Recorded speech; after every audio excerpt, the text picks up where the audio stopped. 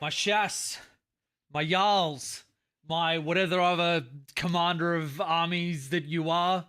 Hello, everybody. I know we have been away for a hot minute, but we have some news. Now, hopefully the camera is working correctly because I'm a professional always. We're joined by my Auto Malleus shirt, which Jill made for me, which I love. And we do have some good news. Now, I'm just going to drag this in front of me so I can actually look forward and see what's going on.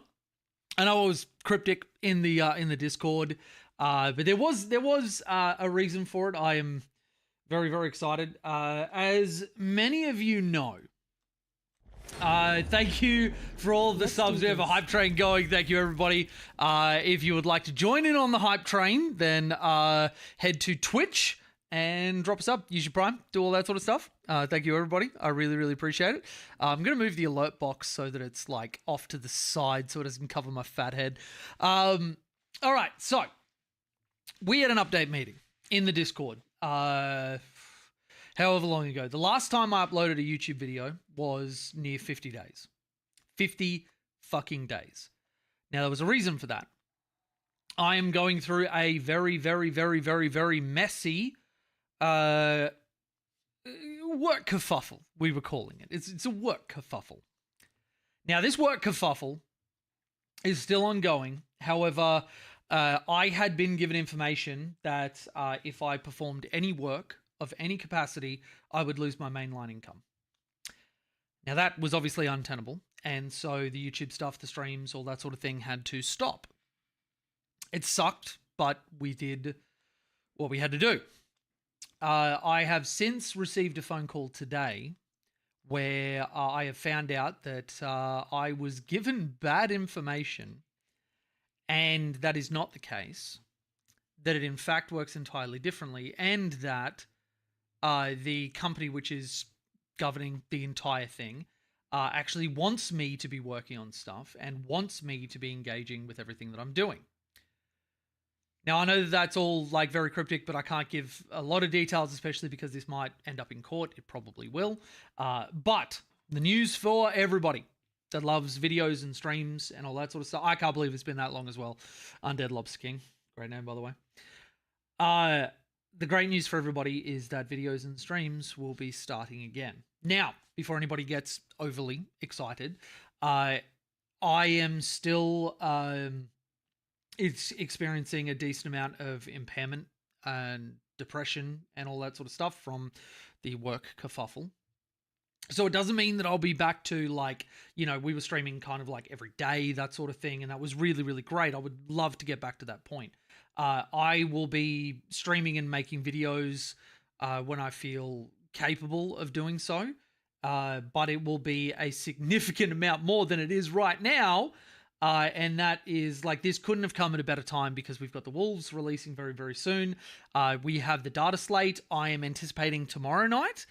So for anybody who joined us for all of the Grotmas stuff where we were logging on at the exact time that it was going to come out, we were revealing it together and we're having all that sort of stuff. It was the most fun I've had streaming, I think. And so we're going to be doing that with the data slate and whatever else. I'm also going to be doing another collaboration with John from Tower Tactics, where we're going to have a chat about it after, it'll probably be the day after. We're going to get our thoughts together. We're going to, work out what we, Masu, how you doing, buddy? It's been a while, ain't it? It has. Last YouTube upload was 50 days ago, and I have been fucking dying during that 50 days. But yeah, so we're going to be doing a collab with Tau Tactics. We're going to talk about what's happening for Tau because I can't say exactly what, but anybody who's a Tau fan or anybody who loved their Tau but put them on the shelf because of current 10th issues, you're going to want to pay attention this data slate. Oh, sorry, I need the baby stuff. Oh, you need the baby stuff? Oh, look at all this little baby stuff, which, by the way, we're going to have Mally join us on stream because he is you have no idea. You have no idea. I need the dummy. Oh, thank you, baby. Thank you. We have some gifted subs for new fuckers. Thank you, Holy Grail. And it's good to see you again, pal. I'll catch up with everything in chat. I'm sorry, I'm just kind of rattling through all my shit, but this for me is incredibly exciting because we're actually able to engage with, everything that we've been building and the momentum that we got And then it all ground to a halt based on what turned out to be just like wrong information. Wrong information. And not only that, when I challenged it and I'm like, hey, that's different to what I've been told, the person actually got like unreasonably confrontational. And I'm like, okay, fuck me, I guess. But yeah, Data Slate hype, you should be hyped for the Data Slate. There is something coming for Tau, which is going to make you want to pick up our wonderful fishy boys. I can't say what it is. I can't say exactly what is coming, but I can say that you should be very, very pleasantly happy. And I just also want to throw out there, holy fuck, it is a burden to be right about fucking everything all the goddamn time. Because you guys probably watched my interview with John on Tower Tactics, and I said that, you know, like, we didn't see any stuff in the last Data Slate because GW is, you know, probably cooking something good. Like, I feel like they've been nailing it, and something is coming for Tau. And if you need a confirmation that GW listens to your boy, just look at this Data Slate. Just have a look. Yeah. So we're going to be on tomorrow night. We're going to be going through all that. We're going to have a wonderful leak it. Okay.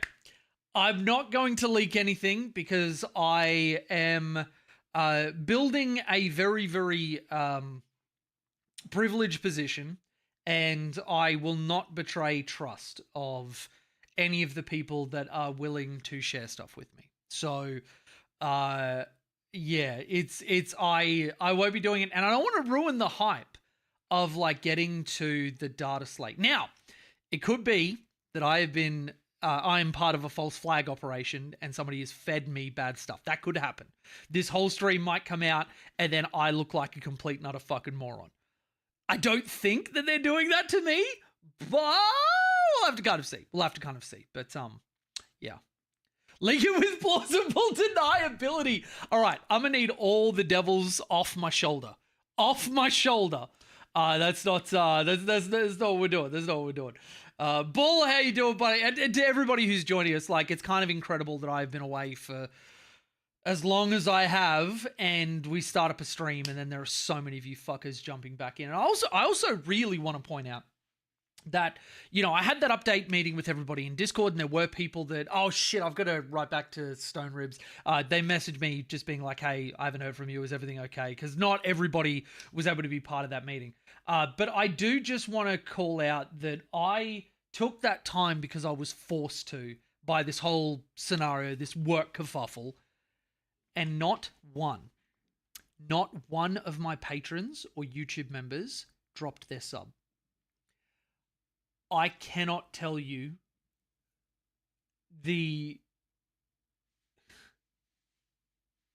how incredible that is. UUJ stream. I cannot tell you how incredible that is. There are content creators way bigger than me, way bigger, that if they want to take a break, they are petrified of what happens if they step away. Not one of my fucking patrons dropped their sub. And during the meeting, it was like, I brought up that if they need to, that's fine. And the universal response was like, don't care, take the time, we're here for you, you'll be back, we love what you do. And that was just like,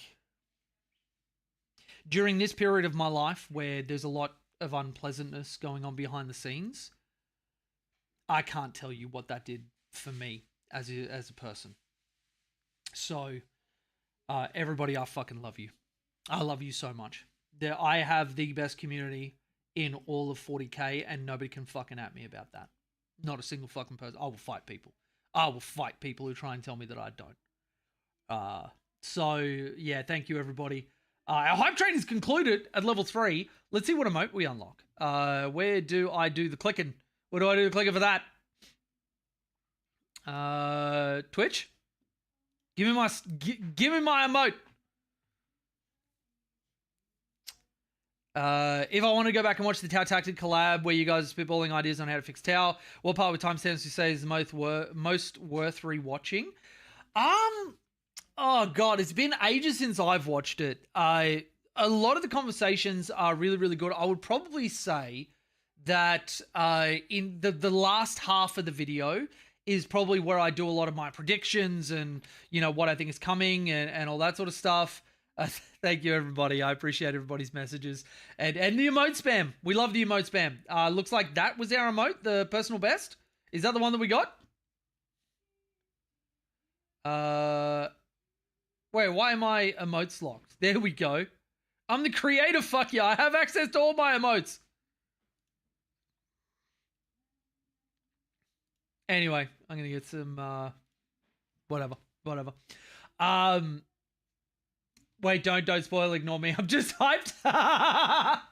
Yeah, I won't be, I won't be spoiling anything. I won't be leaking anything. All I can say is Tau fans, be there for the data slate. Be there tomorrow night. Make sure that you come over for the stream. But yeah, so I think it might be time for everybody to see how much Mally's grown up. Mushu, do you want to come and say hi? Come here, bub. So I've got my firstborn son, obviously, who's here. Say hi to everybody, Mushu. Look up this way. Yeah, that's my good boy. That's my good boy. So we got the firstborn who's doing very, very well. Hey, no licking. Why you got to do licks? Jelly, is Mally good to come in? There you go. There you go. He was hooting and carrying on. They grow so fast. They do. Got a bit of a wet. Oh, hello, little boy. Hey, Smiles. Oh, you've seen me with all my stains. Hey, Smile. Oh, that's okay. Nobody expects a mum to not have stains on her when looking after a bub. Hey, Melly boy. So he is smiling. He's interactive. He knows his own name at the moment. He's already babbling. Hey, Here's his Melly daddy's boy. brow. Hey, Melly boy. Who's my little cutie? Who's my little cutie? He does want to touch all the buttons. He is loving all the sounds and lights and touching stuff. He's grabbing incredibly well. Anytime you put something in his fingers, look at that. Look at that. Oh, you're so smart, little boy. And his beautiful chubby cheeks. You see the rosiness? He's starting his teething. So they haven't shown yet, but rosiness in the cheeks is they're about to like start coming through. So He's got his daddy's serious brow. he does. He's always assessing everything's going on. And he's punching microphones because that's what daddy does as well. It's okay. The lights are a little bright, but it's okay. Hey? Hey, stinky boy. Hey, stinky boy. Stinky, stinky man. Stinky, stinky man. Oh, my cute pajamas. Oh, your daughter's got the same adorable pajamas? That's awesome. That's awesome. We've got a lot of like hand-me-down stuff, but I think this one was brand new. Yeah, it was from his nanny. Yeah, this was from his Nenji, his nanogram. The mic smacks are a normal streaming experience. I don't think I hit the mic that much. Shit, do I? I don't know. I can't remember. Who remembers? But yes, this is my little boy at the moment, no longer unable to see and open his eyes. He's rolled over for the first time on his own. He's constantly trying to like push himself up and sit up and turn his head. He's babbling. He's giggling. I swear he said mum. Now it's hard to tell because it's babbles, but I swear he said mum. I swear.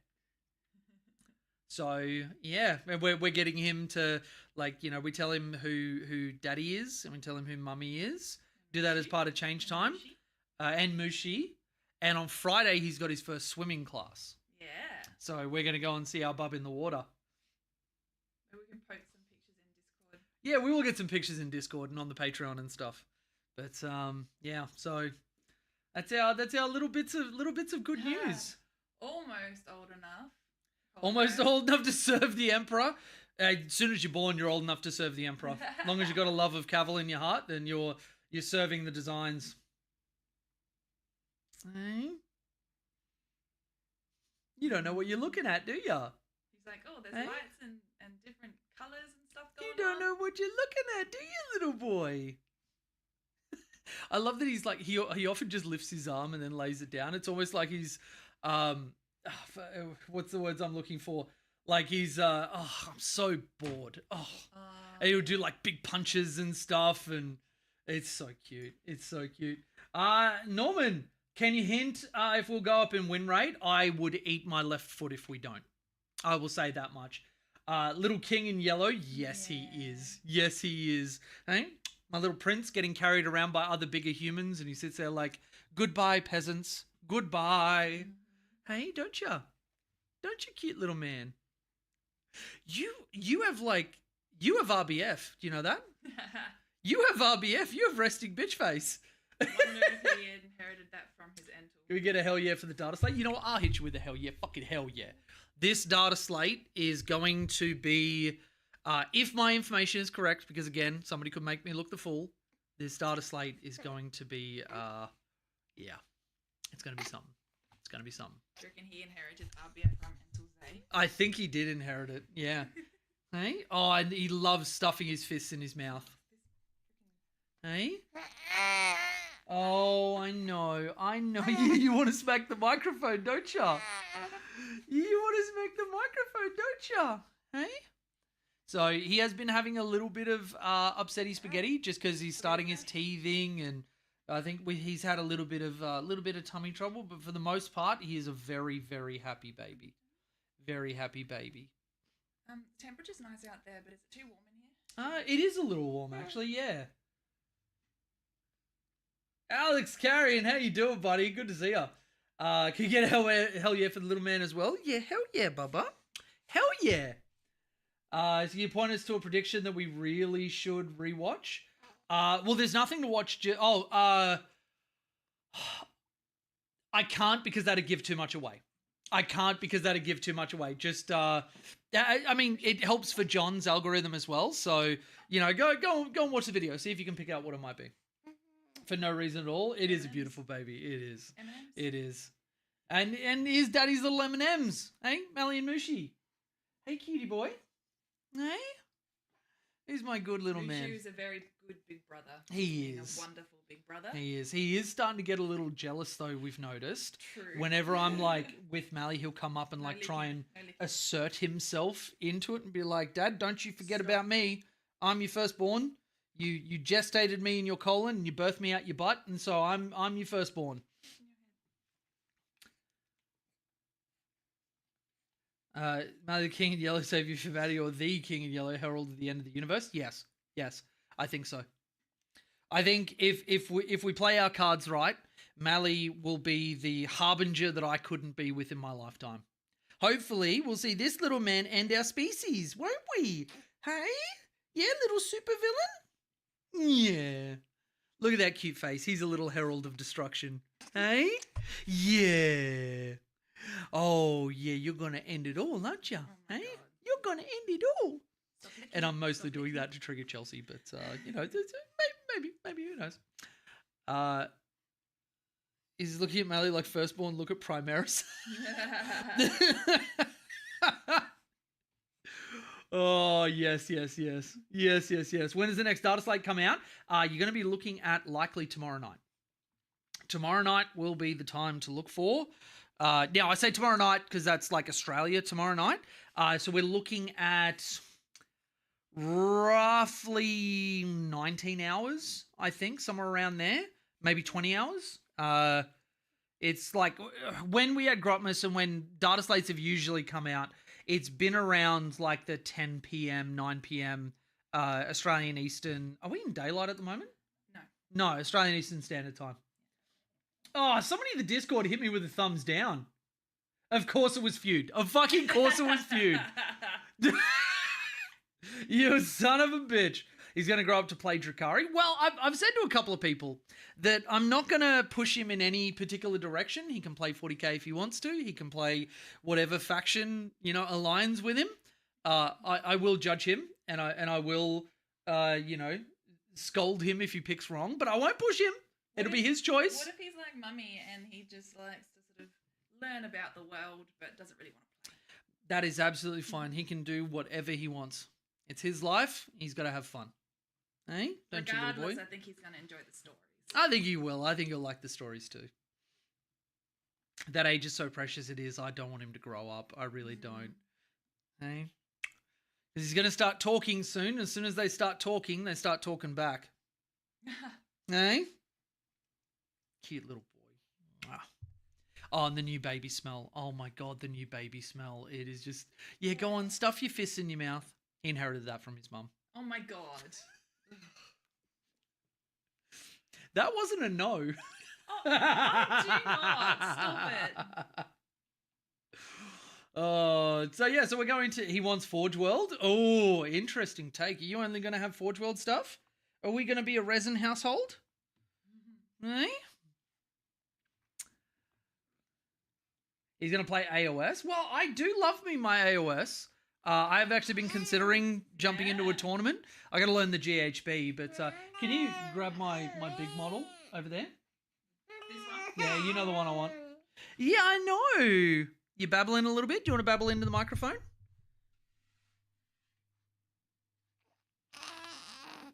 That's it, little dinosaur. Yeah. So, because I'm a Lumineth Realm Lords man, we got this acquisition for very, very cheap. Thank you, Troll Trader. So, I mean, I'm actually keen to, maybe get some AOS on the table, play something different. But, yeah. Bull asked, do you need me to beat Jay up for you, Chell? I will say, she doesn't really need anybody's help to beat me up. Mostly because I keep yelling, oh, I love it, go harder. But, I mean, we can look at a three-way. Say nerf Death Guard. I actually don't know about that. I don't know about that. My questions were very specific. I only get certain information. But, yeah. Wish they had the balls to do as much wacky rules shake-up in 40k. Wait until tomorrow night before you say that, because you might find eating your words. Forge Worlds exists by the time he's grown up. I don't know that it will. GW's redoing a lot of their production so that resin's kind of taken out of the whole thing. I for one am fully for it, because like everything should be in plastic. It's cleaner. It's better for the environment. It's better sculpts. It's cheaper. Well, plastic's better than resin for the environment. Would they? Shit, yeah. Be Oh shit. just as Resin bad as each is no, resin's way worse. At least with plastic, there's a lot of waste reduction and no fumes and wait. Why Surely is there'd be three fumes ways in being plastic. blocked by the thing? That's so weird. Up, not off. I mean, we could do both. There's no reason why we have to take something off the table. But yeah, I've also seen, because I'm a very big Wolves fan, and I can tell you I've gotten games in on the new Wolves. They are looking very, very good.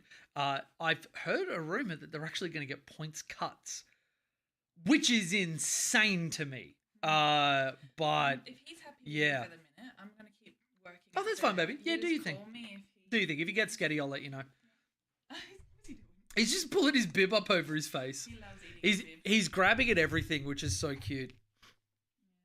Hey, isn't that right, little boy? You're grabbing at everything. Yeah. Actually, Charlie, could you get me the U-pillow so I can sit him in front of me and he can be a bit more comfy? Exactly I know. that, Nelly. I've been saying that for years, bud. All right, so let's put the mic up a little bit. Let's lift you up. U-pillow in. Is that okay? Like, or do you tuck it in Can you after? tuck it into my body? See how it's like right out? Oh, yeah. Yep, there we go. There we go. All right. Here we go, Like little that, Or man. do you want it above the table? I'll do it above, but Okay. I'll just move us in like this. There you go. There we go, little man.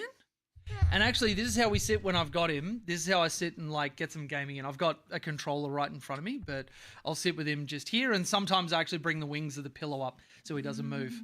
But yeah, let's move your bib around. There we go. Oh, I know, Stinker. I know. Here we go. So I'm actually curious from everybody that's in our chat at the moment. I want to get some predictions off you guys, what you think is coming in the data slate. Now, in terms of what I would like to see, now I'm not going to talk about anything that I know is coming. I would like to see some points cuts to specific units. For example, the Riptide needs to go down. The Riptide at 190 is like, it's fine, but it's not good. And I don't know that they're going to change any of the rules on it. Bear in mind, I have specific information, so this stuff may be coming, and I just don't know about it. Like, if they're not going to change the Riptide's rules, it needs to go down.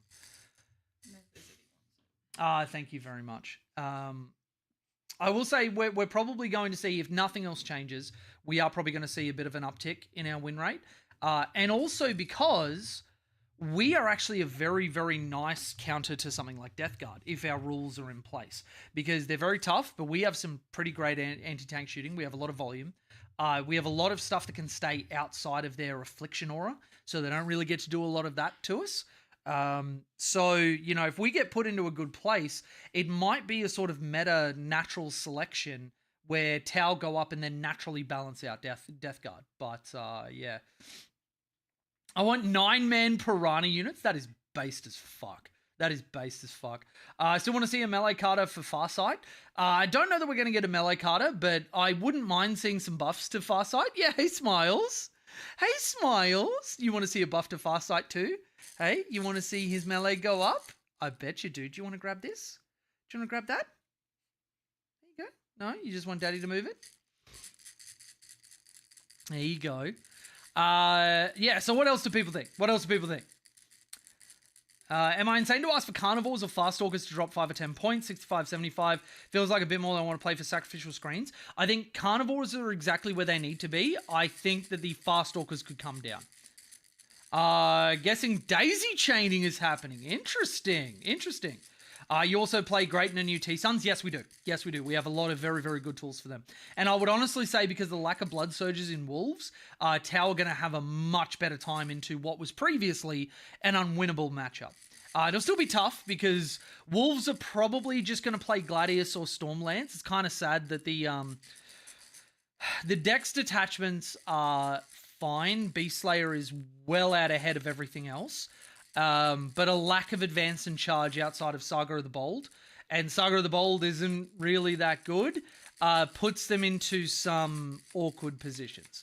I will say the Beast Slayer, having Thunderwolf Cav being able to go through units, having Wolfen being able to Blood Surge, having a whole bunch of other tools are good, but yeah, Tau will be a natural predator. If they have good changes come through, Tau will be a natural predator for a lot of those things. Maybe Gilliman is going to go to one ability a turn again. One thing I did hear that I'm more than willing to share, because this wasn't from my source, this was from something else, is like, you know, Reddit leaks, that sort of stuff.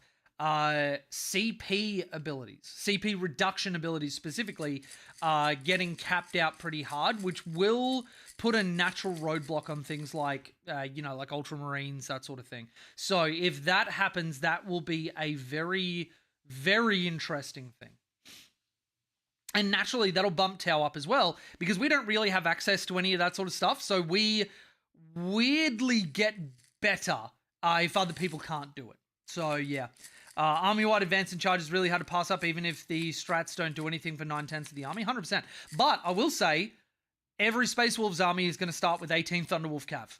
Just straight up. Like, there is no two ways about it. I did a bit of, in the Discord, I did a bit of a review of the new Wolves stuff, and the Thunderwolf Cav data sheet is, you know what, let's go over and I'll actually show you, because even if you're not a fan of the Wolves, knowing what's coming is incredibly important. So let me move this across. Let me go to our Discord where we've got the decks pinned. Let's go here, and then let's go over to our live scene. Here we go. Now, I won't put up the green screen. But is there a way for me to... I know, Mally. Yeah, you cutie. All right, let's go to the T-Wolf Cav. Now, I'll have to go down a little bit.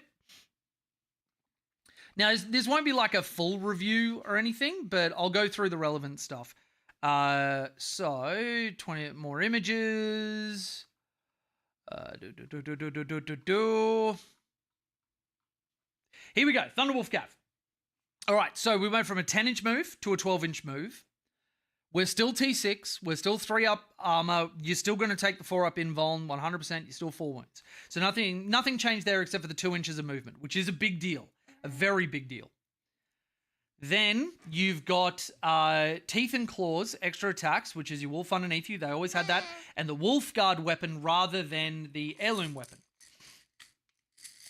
So, what changed here? The Teeth and Claws, I thought they lost their AP. Am I insane? Huh. I've been nerfing myself. Well, I'm an idiot. They are still strength 5, AP 1, damage 1. But importantly, if it made a charge move this turn, add 1 to the damage characteristic of Wolf Guard weapons, you no longer get damage to teeth and claws, which is a little bit of a nerf, but in compensation, 4 attacks as before, hitting on 3s as before, strength 5 as before, AP 2 instead of 1, damage 2 instead of 1. Ability on the datasheet has not changed. Each time a model in this unit makes a melee attack with its Wolfguard weapon, if it made a charge move, add 1 to the damage characteristic. Thunderwolf Cav now have damage 3 at base at AP 2. One of the big shortcomings of the Thunderwolf Cav previously was that their characters did all the damage because you could take Thunder Hammers or Power Fists, which were AP 2, damage 2 base going to damage 3. Now these guys are 200 per 6. So every list is going to start with 600 points of this. Now, this is going to be very hard to chew through. And you look at this, 4 wounds, you go, oh yeah, cool, this will be Riptides natively. Well, no. The best tools you want to take on Tau to get rid of these guys are going to be Fire Knives and they're going to be Breaches. They will be your premier thing to kill these guys off. Because you're going to be wounding on 3s, 2 missile pods go through, you kill a wolf. Breaches, full rerolls to wound are going to do a lot of work when you're wounding on 4s. If we assume Stormlance, you got -1 to hit, -1 to wound. With guiding, they're still hitting on 3s, and then they're wounding on 5s with full rerolls, which is a lot of wounds going through. And AP 1 means you've still got them on their 4-up invul. So, yeah. Let me just have a look at chat because I didn't look at it any, but you can see why I'm high on the Thunderwolf Cav thing. Like, I had a look at the Art of War video today where they were sort of like ranking some of the data sheets just to see if I had some similar thoughts. And I think the boys at AOW had some hot takes on certain units. But the Thunderwolf Cav, I agree with Jack Harpster wholeheartedly. I don't know what GW were thinking. Straight up. Like, the loss of the characters is a blow. And I won't sugarcoat that at all. Loss of the characters is rough. We don't have Blood Surge. We don't have CP reduction. We don't have all that sort of stuff. We don't have +1 to advance and charge. That does hurt. However, movement 12 in Stormlance, if we take Bjorn, we start turn 1 with 2 CP, even if we go first. Meaning that the auto-advanced 9 strat is no longer 19 inches, it's 21. Wolf Jail got better. Think about that for a second. Wolf Jail just got better. Throw a chew toy, rules say they have to chase. I don't think we will either, but I can still want it. What is the thing that you thought that we were going to get? Oh, 9-man Piranha units. Yeah. Glad to see you doing well. Pray everything goes well. Thank you very much, Windog. I appreciate that. I want an army rule rewrite. We'll see if we get one. Some models go up by ballistic skill 1. Interesting. I've seen a few people calling for that, and I actually want to go on a little mini rant on this particular topic. So strap in, it's J-Yap time. I don't think that army-wide +1 ballistic skill is a good idea for Tau. Now, the reason for that is that we have high volume, high quality shooting, unlike a lot of other armies. And a lot of other armies, like, you know, you look at something like Space Marines and you look at the way that some of them shoot, but really Space Marines as an army are a combination army. They work well with combos that layer on top of each other and make what is like good shooting into great shooting. And Tau is very, very similar. And I think every army in the game, you can make this argument that there is nothing that just on its own, with no other overlapping things, is just outrightly, holy fuck, what just happened to me. We did have a unit like that, and that was the Crisis Suit brick in the Index, where you had cyclics everywhere and you could just literally pick up whatever you looked at. I really, really, really do think that good supplemental rules to create combos is better for the health of the game, not just for Tau specifically, than us just on 3s without having to do anything else. Because if they put us on 3s, you have to nerf all of our guns.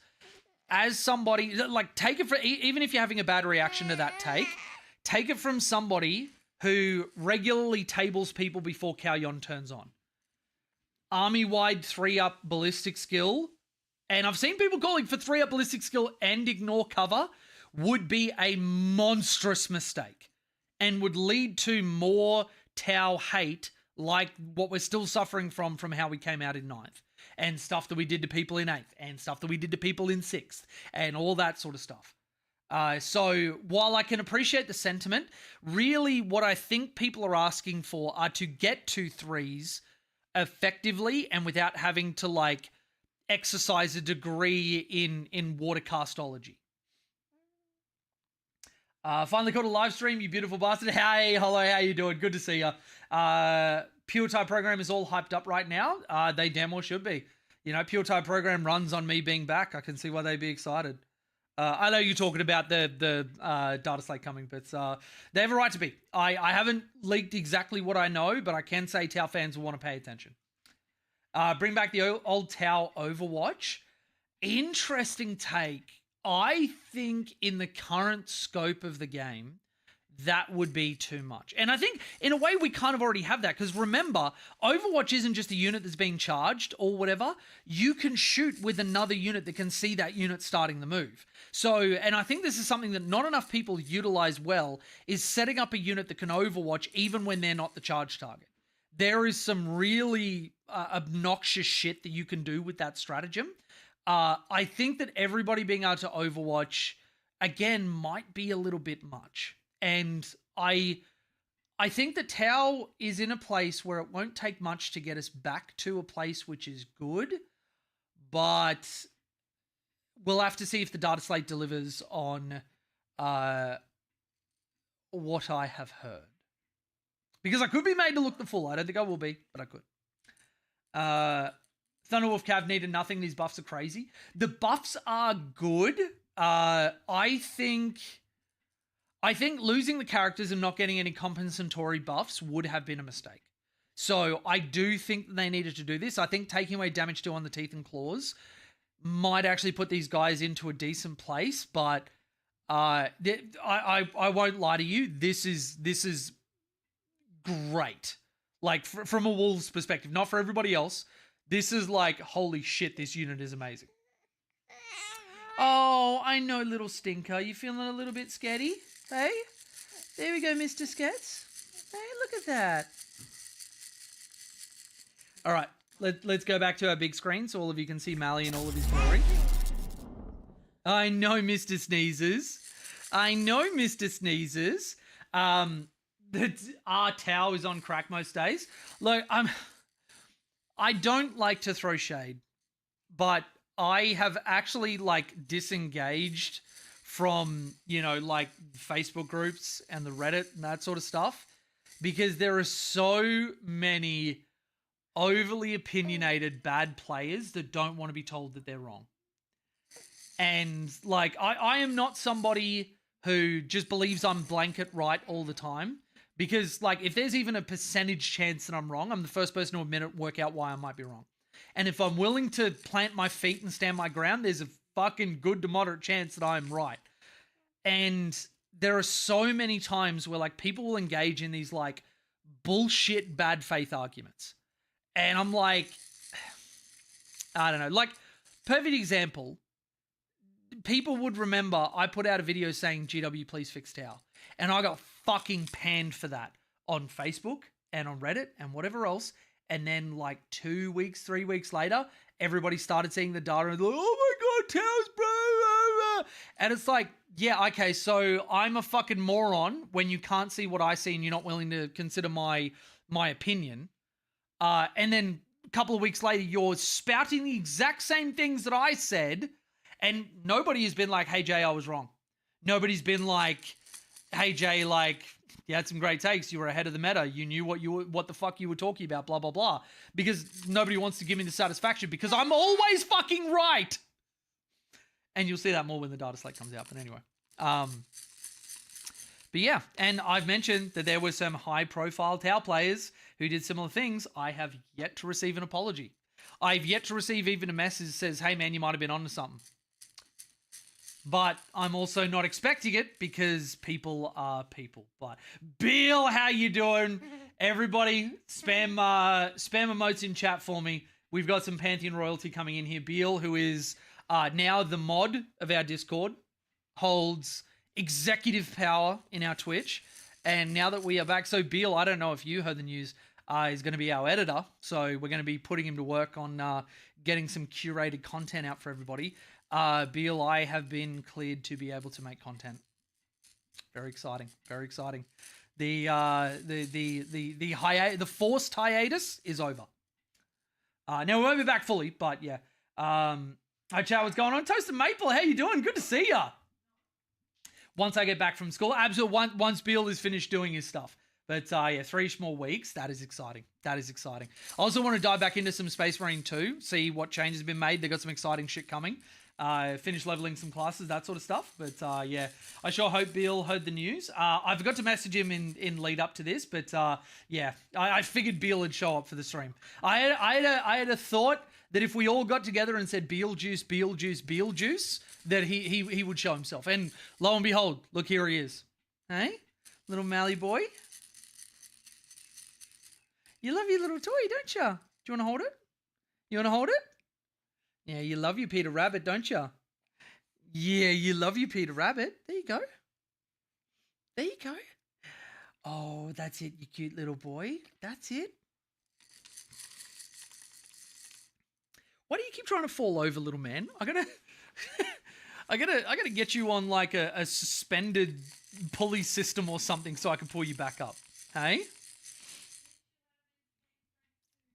I play too much. Who is Prestige 3 at the moment? Damn. I Prestige 4 in all classes aside from Heavy. Damn, Sarah, you've been putting the time down. You're lucky my phone has power. The place I'm staying at, the power went out. Oh, damn. Well, dude, don't waste your power on me. Go and watch some shit or look after yourself or, I don't know, call your missus or something. Hope the power comes back soon. I do too. I didn't think that Cadia would lose power before the planet cracked, but yeah, apparently they do. Well, it's been nice knowing you. The Black Legion is coming. 360 hours plus on Space Marine 2 does that? Yeah, fucking would. My goodness, what difficulty you been playing at? It's my favorite game, for good reason. Space Marine is really fantastic. Charles and I have been on the Destiny hype train. It's actually been really nice because, like, obviously I love my RPGs.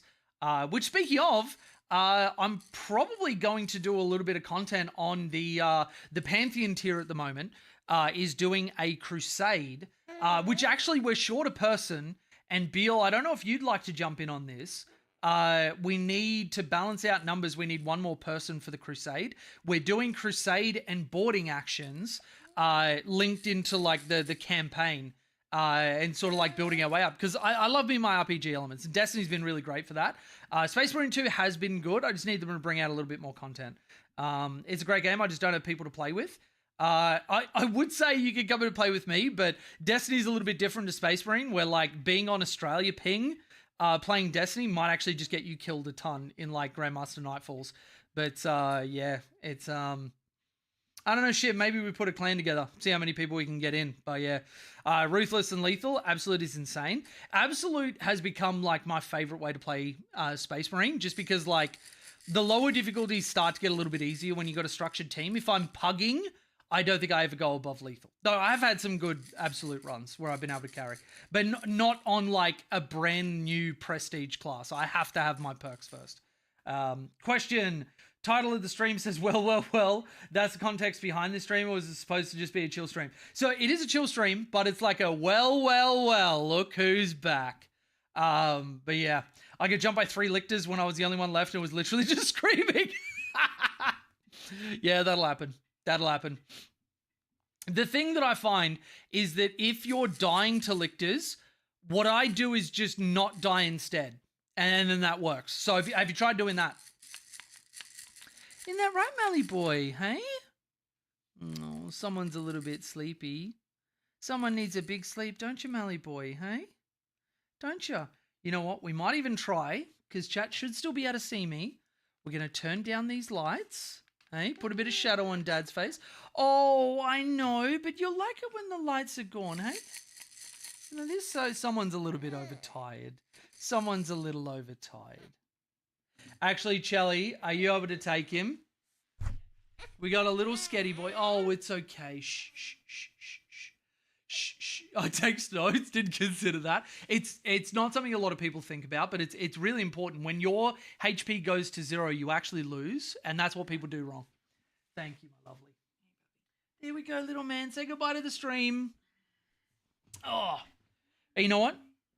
The pillow is actually really comfy. I've been gaming a lot with this, and I'm kind of just going to keep it this way.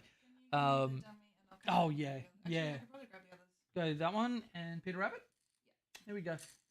All right, thank you, Mally. Love you, little boy. Magazine in, magazine out. I have considered that. I haven't considered it in a while, so I'll probably have to stay on top of that. So yeah, for anybody who's joining us a little bit later, didn't catch the start of the stream, my forced hiatus is over. It won't be back to like numbers that we were doing pre, where it was like a stream basically every day.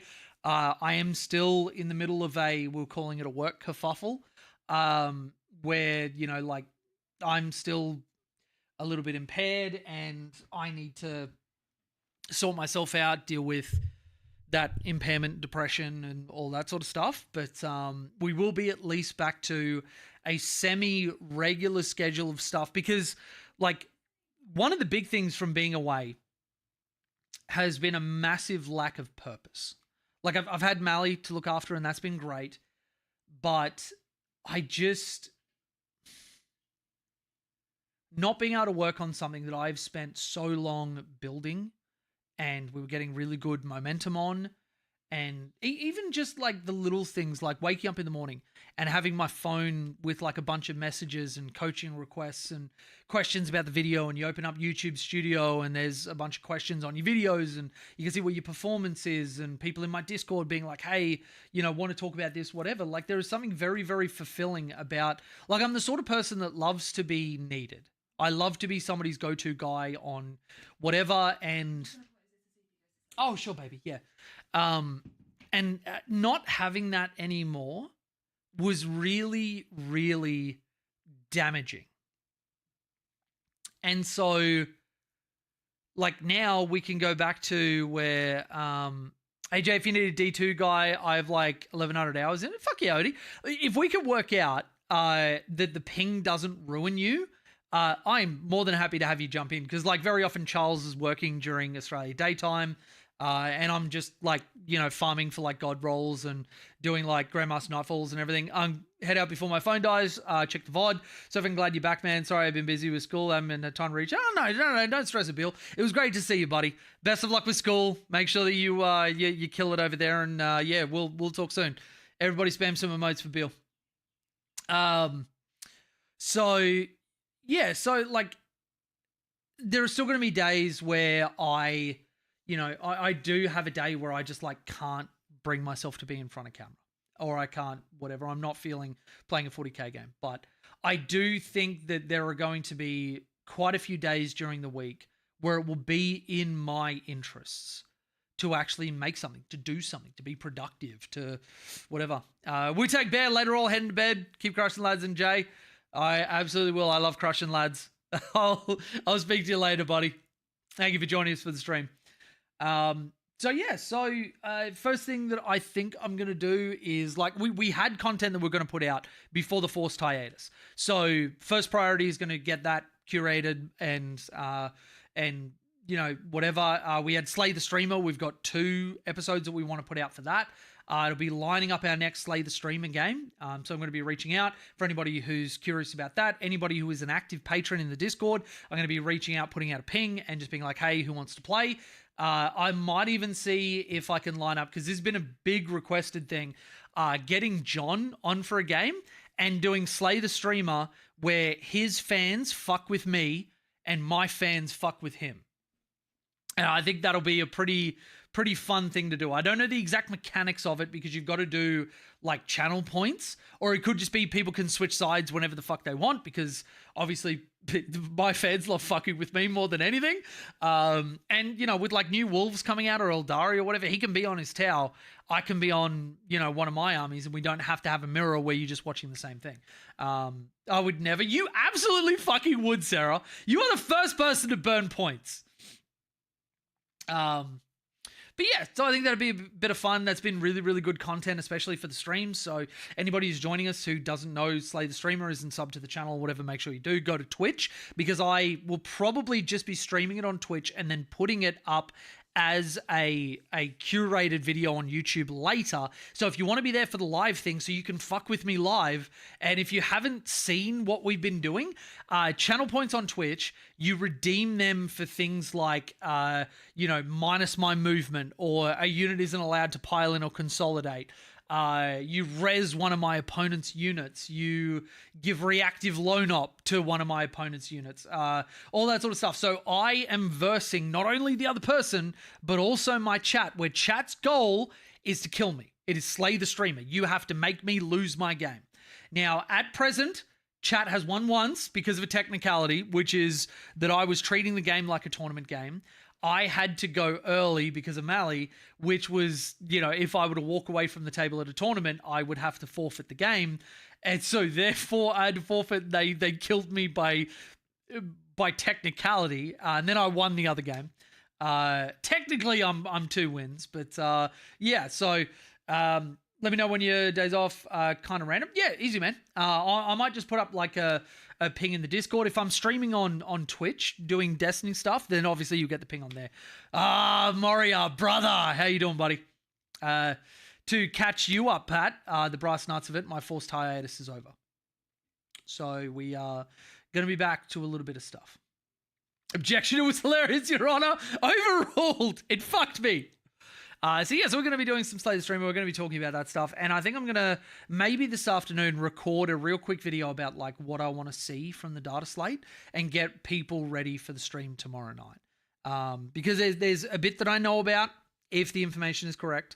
And there's some other stuff that I'm just kind of like, hopeful the GW gives us. I think that Tau is postured to come into the new meta that we're seeing absolutely fucking swinging. We just need those rules to push us over. So I'm going to be very much having my time split between Tau, between Eldari, and between Wolves. But all of it is, going to be very, very fun. Imperial Knights Rumors, a man can only get so erect. That is true. That is true. With Imperial Knights Rumors, I imagine Annie's been knocked out a couple of times now, right? Like just from randomly turning and just like wiping her out, like a WWE clothesline coming around. But what change would you like to see in for the greater good? I kind of know what change is coming, so I am going to plead the fifth. I don't want to say anything on a topic that I know what's coming. James, hello, how you doing, buddy? For anybody who doesn't know, our boy James, one of the players in the Pantheon, one of the newer additions, though he's been in the team for a while now, was playing on Jack's stream last night, playing his Black Templars.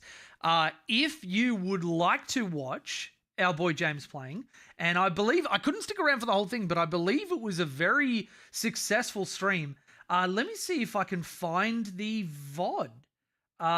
It'll probably be in my history on my channel. Yep, there it is. Let's link that in Twitch. I don't know if I'll be able to do it in YouTube, but we will if we can. There we go, and there we go. Go and watch James play against Jack. Killing it on the Templars. Good to see you, James. You already know, will mark me down as scared and horny. Well, first time chat is Sweet Business, which, by the way, great name.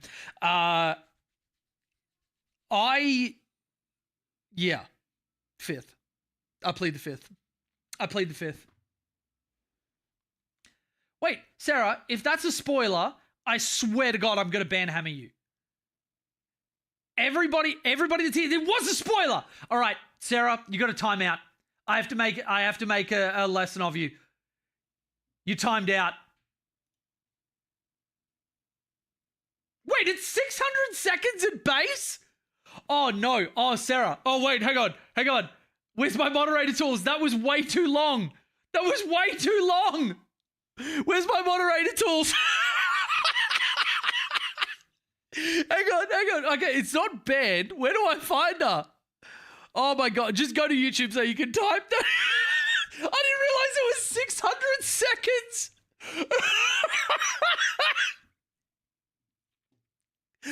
Oh my God. But it does bring up a very it does bring up a very important thing. Your phone's not in here, my love. For anybody who doesn't know my spoiler rules, and yes, they are ridiculous. And yes, it was it is a little bit over the top, but there is a reason for it, and it's kind of funny. If you tell me anything other than the title and where to watch, it is a spoiler. So if someone is like, oh yeah, I really liked that movie, bam, spoiler, get out, get banhammered. If someone's like, oh, I think you'd really like this, bam, spoiler, get out. If someone's like, oh, I don't think I'd watch that again, bam, spoiler, get out. Now, it led to in the Discord where people are like, oh, can I post about like the new T-Sun stuff coming out, whatever. I want people to know that the fun of the spoiler rule is that if somebody is just like, oh yeah, I'm really excited about this, the joke is that you're like, spoiler. And then you have a laugh about it, and then you talk about it. And like, I don't want to stop people sharing what they're excited about. But I thought the timeout would give me like the ability to be like 10 seconds or something. Not like, bam, 600 seconds, get out of my chat. It... You don't have to say sorry, Sarah. It was more for the meme, and then you just got like, you got banhammered for way longer than I thought you would. Oh, the joke in the spoiler rule is just being able to like slap somebody a little bit and then you just keep talking about whatever. But yeah, definitely go and watch James's game. Fuck with him last time you left me on your PC. I fucking knew it. I fucking super punishment from chat. I didn't mean to. I didn't think it's like time around for 600 seconds. What the fuck? You drunkenly spoil the Adepticon reveals that Source Wolves is getting stuff and you get publicly flogged. That I stand behind.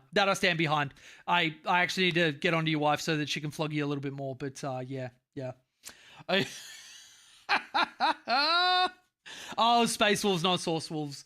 Man, imagine if we had a faction called Source Wolves. Like, what would you have? You'd have like wolves given to you by the people who created the Chaos Gods.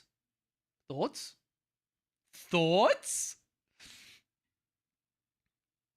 Where can we watch James' video? If you just look up in chat, there's a link to the YouTube video that I put in there. It's also in Twitch. You can see that. Click that link and you'll be able to see James playing. He's on Black Templars versus Jack on Nids.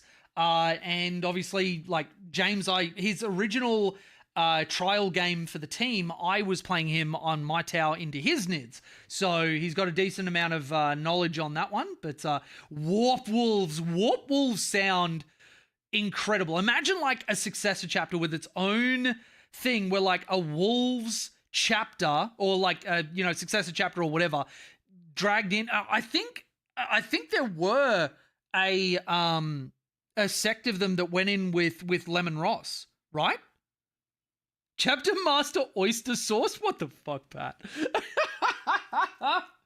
Jay, did you see the Chaos Space Wolves Photoshop someone did? No. Did that get put in the Discord? 13th Company, yeah. So 13th Company get their own supplement called Warp Wolves. How fucking cool would that be? It's a mouthful. It doesn't roll off the tongue, but like still though. Sekol Gravity, yeah, cool. Le Wolfen. Oh, fuck, it feels good to be back. Holy shit, I miss talking in front of a camera. Or just like talking to people in general. There is something about like, it's a little bit different being in like a Discord call or something, but I do love when I can just kind of like yap non-stop and have my brain not have to like pause. Somebody talks, says their piece, then my brain moves so fucking quickly when it comes to yaps that like it's a little bit of an outlet just being able to like just fucking send it, just like full send. All right, let's have a look at this. Chaos Space Wolves. Let's go on to move this one. Live scene. Here we go.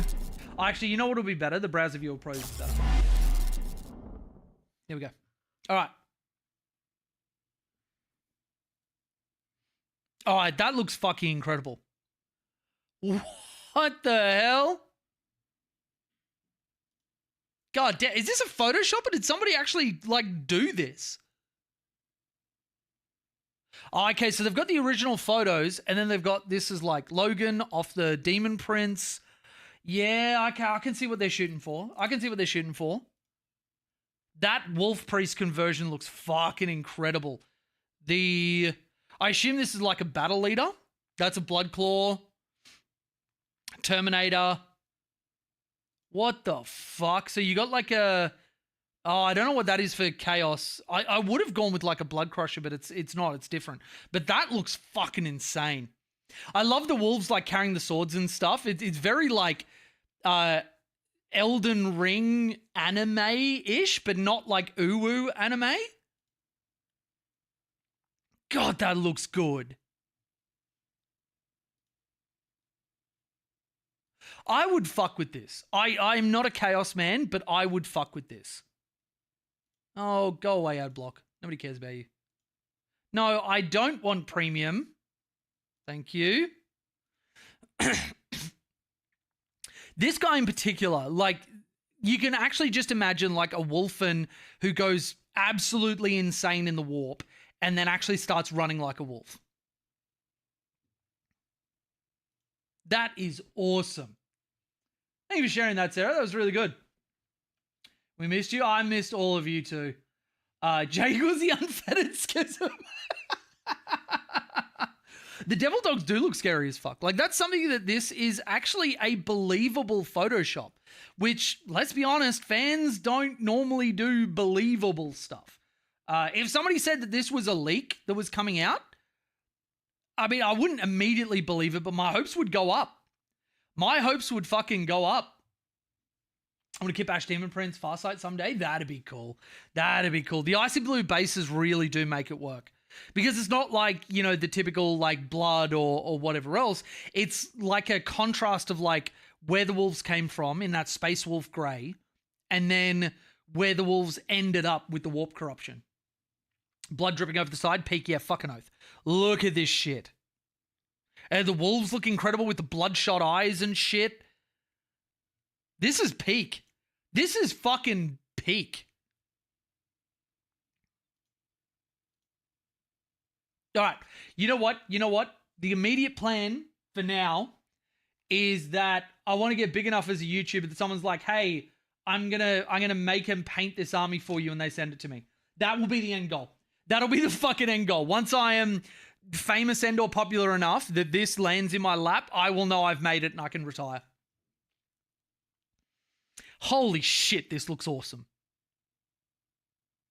The amount of work it would take, though, to kit bash this shit, my God.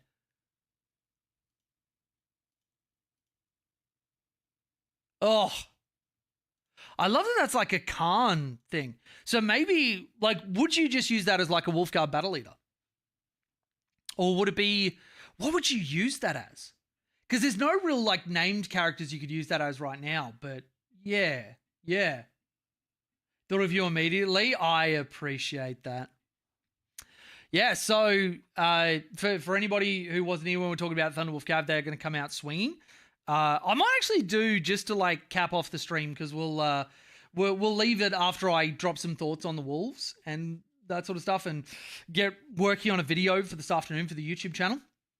Don't forget, everybody, tomorrow night is when we're expecting the data slate. I will be doing a live reaction the second it comes out. Second it comes out, I'll be going live and doing a live reaction. I might even just jump on stream from like 8 o'clock or 9 o'clock tomorrow just to like have a little bit of hang out with everybody, build up hype. And if it doesn't come out, it doesn't come out. It is what it is. If it does, though, that is going to be hype as fuck. So, Wolves, breakdown. Even if you're not a Wolves fan, know what's coming to the meta. Let's start with all of the Wolfen rules and shit. Curse of the Wolfen is that if they're within 6 of a Space Wolves character, excluding Wolfen models, or within 12 of a Wolf Priest, and it's not battle shocked, it gets 1 to its OC of infantry and 3 to vehicles. So this is a very, very big deal for anything which has got the Curse of the Wolfen ability. Now, one of the problems that you have for this is if I scroll directly down to our head takers. Our hunting hounds do not have Curse of the Wolfen, they have a rule for while they're within 6 of one or more friendly Space Wolf characters, it's OC1, they cannot benefit from a Wolf Priest. I actually really hope the GW FAQ this so that they can benefit from a Wolf Priest, because that's the point of them in the lore. But yeah, so that's one of the parts of the army rule. If you include them, you have Astartes and you have Space Wolves, therefore the Space Wolf chapters. You can't include other chapter stuff. No, that shouldn't surprise anybody. Saga of the Hunter, TLDR. It is a very, very strong detachment rule, backed by excellent enhancements, backed by very, very weak stratagem support. Insanely weak stratagem support. Hath returned. Dearest Jay, I apologize for my behavior. I beseechly doth enjoy smiting thee down. I actually kind of did. It was kind of funny. I know I'm a little bit of a sociopath for doing that, but it was really, really funny. But I do apologize that it was 600 fucking seconds. So what are we looking at with the Hunter? +1 to hit when you've got more models in your unit fighting an enemy unit, or you've got 2 of your units into 1 enemy unit. If your Saga's complete, which is in Strike Force, you kill 3 enemy units, you also get +1 to wound. Now that is incredibly powerful, very easy to get off because you've got some big units that go into other enemy units, or you can tag 2 in pretty easily. It is problematic because it's only Space Wolves and it's only melee, which is very restrictive for the stuff that you can take. In terms of enhancement, Swift Hunter is an auto take for Scout 7. That means your head takers or your blood claws are on people turn 1, like guaranteed. Fenrisian Grit is okay. You don't really, like, because you don't want to take non-Space Wolves, you're really taking that on something like a Wolfguard Battle Leader. But for the points, a lot of the time this is getting left out because it is just purely outshone. Wolfmaster you almost never take. It's like, I got 5 points left over, why not? Feral Rage outshines Fenrisian Grit. Swift Hunter outshines everything. Feral Rage, you've got +1 to attacks and additional +1 if you make a charge move.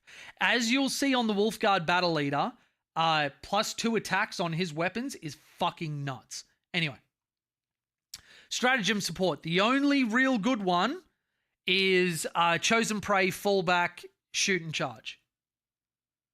So it's not advance and charge, which sucks. It's fallback, shoot and charge, which is good for Thunderwolf Cav, but again, Stormlance exists. Envelop and Ensnare is fine. You will use it sometimes, a 6-inch pile and consolidate. Sticky after you kill a unit, don't care. Nobody's going to use it. Bounding Advance to move through models is good, but your opponent can play around it a lot. Overwhelming Onslaught, 2 units or 1 beast, -1 to hit. This is so hard to get off. This is so fucking hard to get off. It never gets used. Mark for Destruction, shooting phase, reroll a wound roll of 1. Like, who gives a shit? You don't take shooting units. Overall, this is maybe middle, maybe the weaker detachment.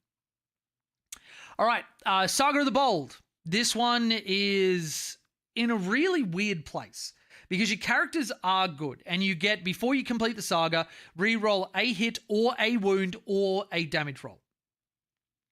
Complete the saga, which is destroy your Oath of Moment target. That same unit destroys the Oath of Moment target again, a second time. At the end of each player's turn, hold within your opponent's deployment zone from the second battle round onwards, control an objective marker in no man's. People were like, this is so easy. It's not, because you need the same unit to kill your Oath of Moment target again, and your opponent can play around that, and you have to trade units out normally, which means you're not getting like multi-turn value out of a unit. I don't especially like this. What I will say is that it does have excellent enhancement support and excellent strats. So add 2 to strength characteristic and +1 to damage onto weapons. Again, there are a number of characters that can use this very, very well. Wolfguard Battle Leader standing out as the clear lead. Each time you complete a boast, gain 1 CP. Meh. Horde Slayer, +2 to attacks if there's more enemy than friendly within 6. If the bearer's unit has achieved a boast, add 3 to attacks. It's fine. Thunderwolf's Fortitude, set them back up after they die on a 2+ with 3 wounds. This on a Wolfguard Battle Leader that fights on death on a 2+ is fucking insane. Inspiring Presence, just lethal hits for a character unit. Note that as soon as you put a Wolfguard Battle Leader, a Wolf Priest, whatever, into a unit, it is a character unit. That entire unit gets lethal hits. It is really nice. Advance and Charge. This is the only detachment for Space Wolves that has Advance and Charge in it. What the fuck, GW? But really, really good. Full rerolls to hit on a character unit. Again, character unit, not model. Shooting or fight phase. Really, really good. Heroic Resolve, -1 damage. Really, really good. Birth of a Saga, nobody gives a shit. Counter Charge, meta-defining. Meta-defining. This is end of your opponent's charge phase. A character unit that's within 6 of one or more enemy units and would be eligible to declare a charge. Means you're not in combat, basically. Your unit now declares a charge, targets one of those enemy units, you don't get a charge bonus. This is a second heroic intervention that just needs the unit to end the charge phase within 6 of your unit. Incredibly easy to get off and incredibly hard for your opponent to play around if you are a good player. Like, if this strat support was in Hunter, this detachment would be the go-to and would beat out Stormlands. Unfortunately, no dice. Beast Slayer. Now, this one I had a bit of a lukewarm response to, but it has grown on me quite a bit. Whenever an Astartes model, Astartes, not Space Wolves, very, very big distinction. Astartes model from your army makes an attack, not melee, not shooting, both. Character, monster, or vehicle get lethal hits. What you essentially do to condense all of this text is that you count up all of your opponent's monsters, characters, and vehicles. Half it, that's the number you've got to kill. You complete your saga. And then your army just gets lethal hits for the entire game. This detachment rule is either something that is going to be so easy to get off or so hard to get off, but you've got lethal hits in the right places, which is fine. It is. The enhancements are great. Wolf Touch, +2 to move. Wolfen or Wolfen Storm Shields have a leader attached to them. If they get a Wolfguard Battle Leader, giving them sustained hits and reroll ones, thereby allowing them to drop the Death Totem and take the shoulder launches, that makes that unit incredible. Redeploy for Thunderwolf Cav, Wolfen, or Bloodclaws. Incredible. Once per battle, Bloodclaws, additional AP. Could be nice. Your Bloodclaws are a bit of a one-shot missile. It does make them a little bit more reliable, but you don't build around it. And Helm of the Beast Slayer, this will 100% go onto your head taker unit, because one of the biggest missteps the GW made with this book is that there is no character that can take enhancements that can lead Terminators. What the fuck, GW? Seriously, what the fuck? We need a Battle Leader and Terminator armor so that they can benefit from that, because the Grotmus detachment is just dead on arrival. You cannot take any enhancements if you take the Grotmus detachment, because they're all for Terminators. Like, anyway, Armor of Contempt at all times. Against a character, monster, or vehicle model, which is really what you want it against. Strats, just +1 to wound in the fight phase, whenever you want. Amazing. Thunderwolf Cav or Space Wolves Infantry get a 6-inch reactive move, or Astartes unit roll a d6. This is one of the best parts of Stormlance they've brought into here. Shock Cavalry has me bricked up and fully erect at all times, and this Tau players is something you will need to be across all the fucking time if you're going into a Beast Slayer Wolves player. Thunderwolf Cav in movement phase or charge phase. And Space Wolves have premier CP generation that I don't think is going to get hit in the data slate. Okay, Norman, if you think you know what the Tau thing is, I would urge you, do not put it in here for spoilers. Do not spoil it. Let people get hyped up. If you do know what it is, then I can probably tell that you're probably excited as shit, assuming that it's correct. But for anybody who thinks that they have actually seen a legitimate leak, please do not put it in my chat. Please do not. I want to have a very, very fun stream tomorrow. And finding out together will be part of that fun.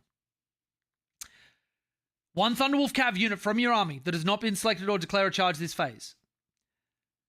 Till the end of the phase, each time you make a normal advance or fallback or charge move, move through models and sections of terrain features that are 4 inches or less in height. If I just guess until I get banned, I'll know when I guess right. It's different when somebody says I know what it is. You could keep guessing, but that's assuming that I'm dumb enough to just ban you as soon as you get the right answer. But yeah. Now, why do I say that this stratagem, it can't end within engagement range, but it can move through engagement range?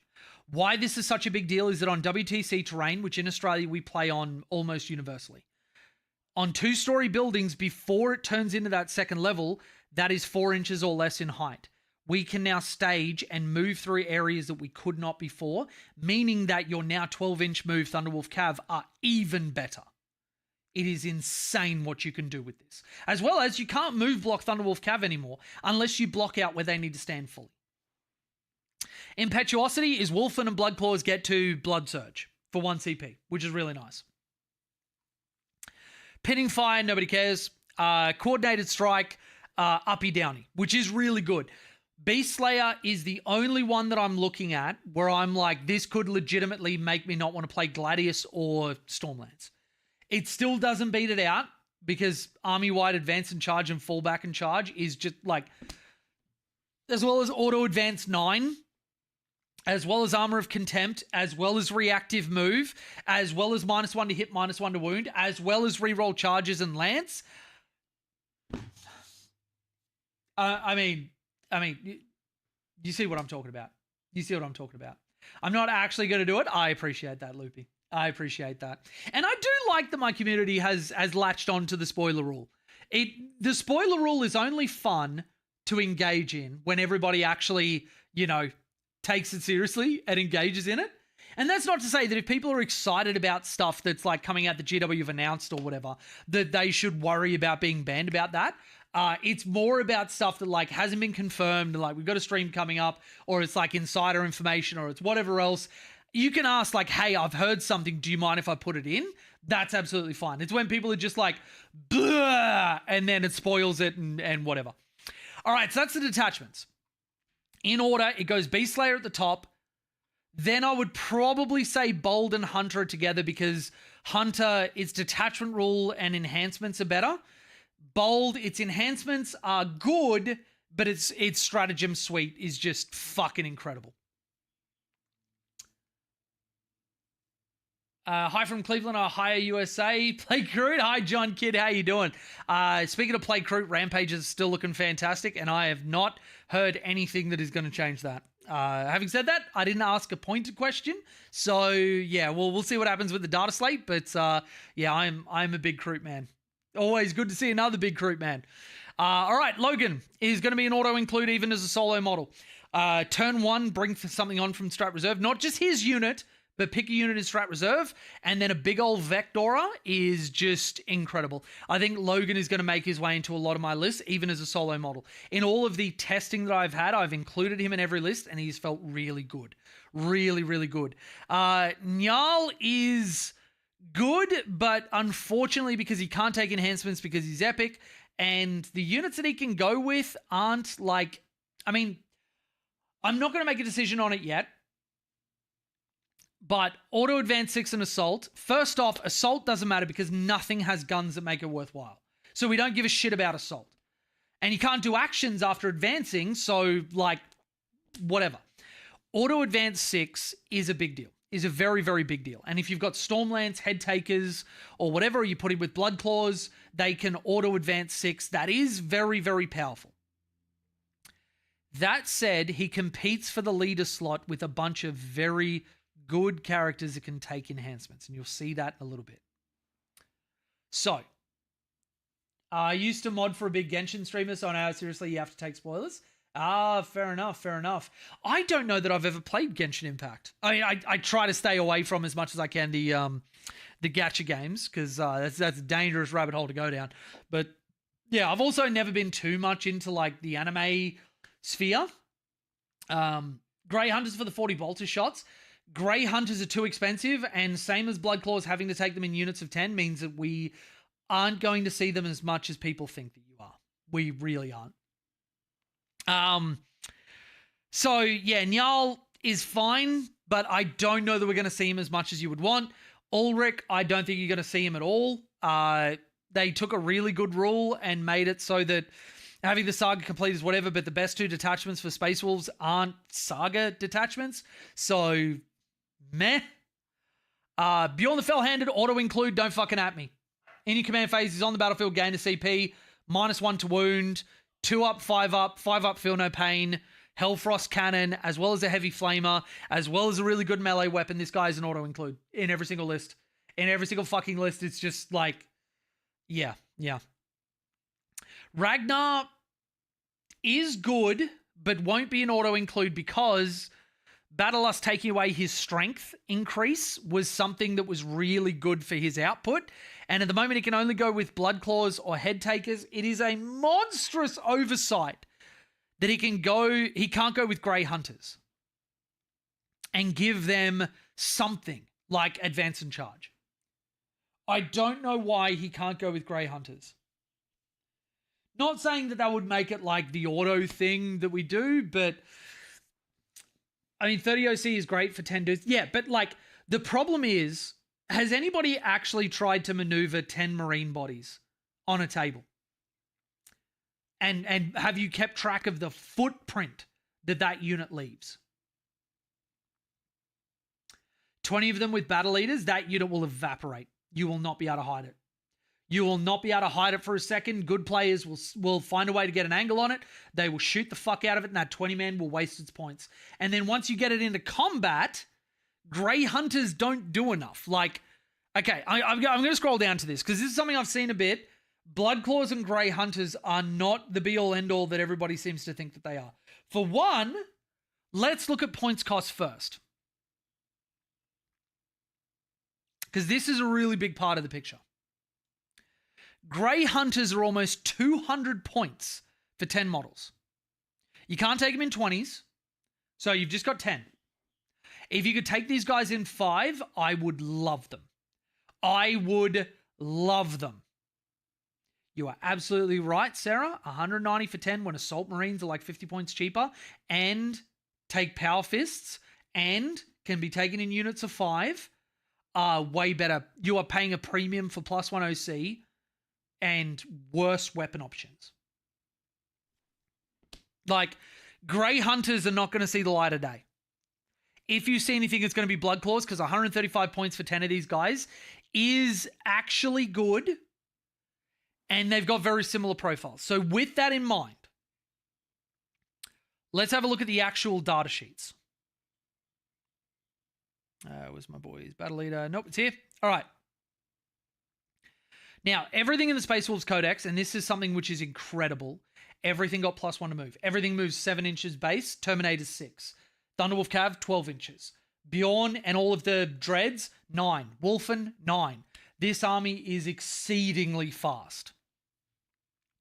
So your T4, your 3-up armor save, your 2 wounds, your OC2, your whatever. Their battle line, they can advance and charge at base, which means you don't want to take them in stuff like Stormlance, but you can take them in some of the other Saga detachments, and they're quite good.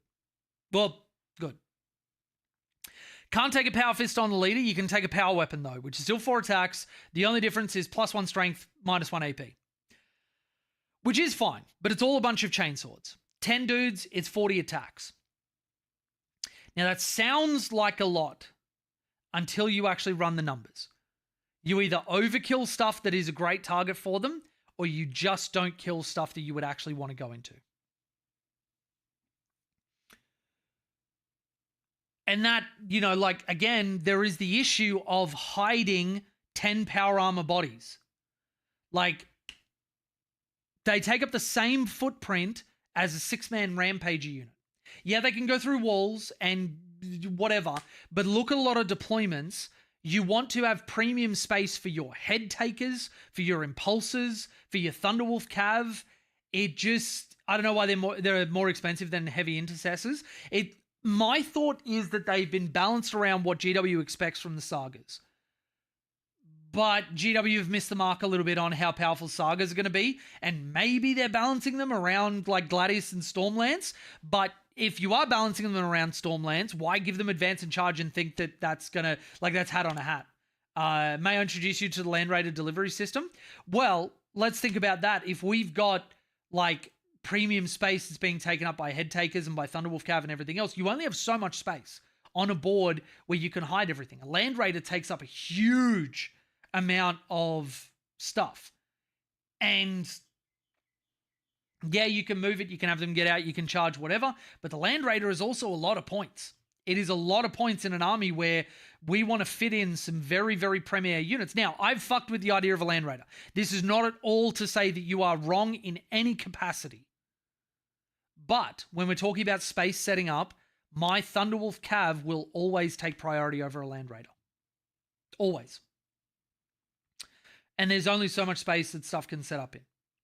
And this gets exacerbated on stuff like UKTC terrain, where there is really only like a certain amount. Isn't a Land Raider like 260, 280 points? Yep. And so that is 9 Thunderwolf Cav for a Land Raider. Big Tanko Bert. I mean, don't get me wrong. I love it. And there is a reason for that. Because if everybody consider, and actually let's go on to Wahapedia.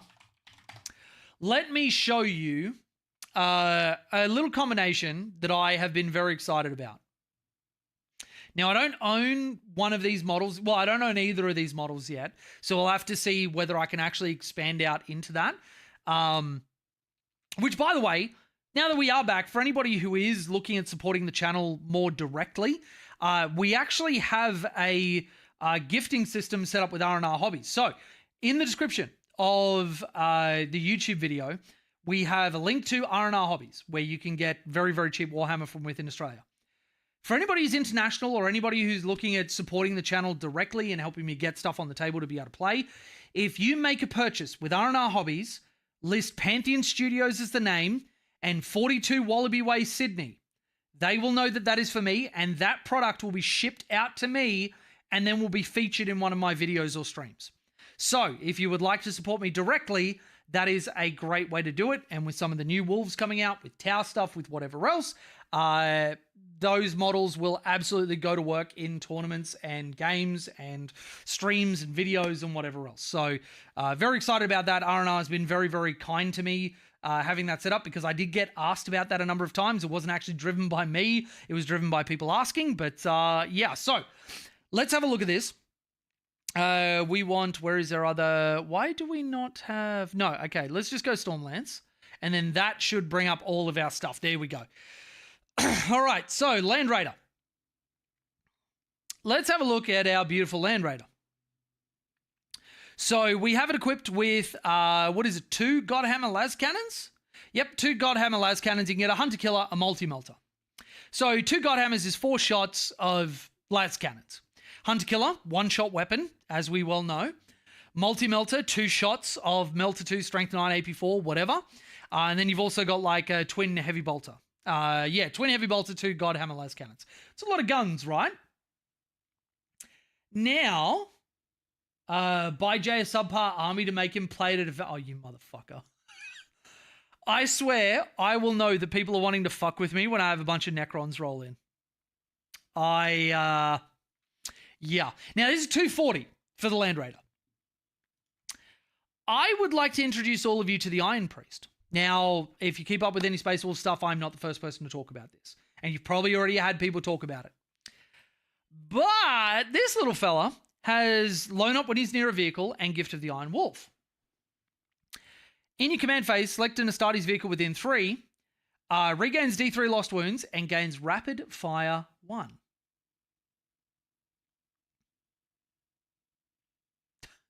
Don't get people to buy me fucking Necrons! Fuck! You motherfuckers. I'll finish my thought. So, we have Rapid Fire 1, which means at 24 inches, you have 6 Las Cannon shots. You have 2 Hunter Killer missiles. At 9 inches, and if you're running a Land Raider up the board, you might actually have that. All right, how much is a monolithic? Oh, you motherfucker. Thank you, first time chatter. The first thing you say is, what is it? How much is a monolith? Oh, Jesus Christ. I shouldn't have said anything. I shouldn't have fucking said anything. I shouldn't have fucking said anything. So you have a 3-shot multi-melter. You have 2 hunter killers. You have 6 Godhammer las cannon shots. You have 4 twin heavy bolter shots with sustained hits 1 and twin linked. In terms of an output platform, name me something that doesn't have to be fucking terrified of that. Somebody give this man a... So, you know what? It was a fucking based comment. I will say, I, for one, welcome our Necron Overlords, and the return of Mushu, I'm sure, will happen very soon. Somebody give Gazera33 a sub. Get this man his emotes.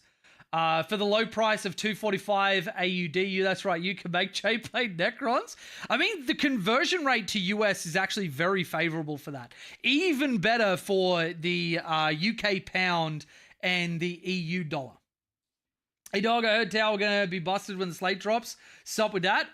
Carl Dingus, I know stuff and I am abstaining from saying anything. And I have asked my chat, anybody who does know anything, to avoid spoilers. But I can say this. Tau players will really want to pay attention on this data slate. Tau players will really, really want to pay attention on this data slate. I'll leave it at that. So, we have an Iron Priest, which creates the best shooting army in the game if you pick Space Wolves. For, like, who fucking knows why? Oh, Gazera dropping his own Prime sub. Thank you, buddy. I appreciate it. Enjoy the emotes. Get that shit spammed as fuck. Because Tau players are going to be like this when the data slate drops. Tau players are going to be exactly like that. Fucking Thanos over here. So, there is even a build where I'm looking at Ironstorm Marines, or even like hell, Gladius Marines, where you have... I could also see it in Stormlands, weirdly, because you don't need any other support really for these things.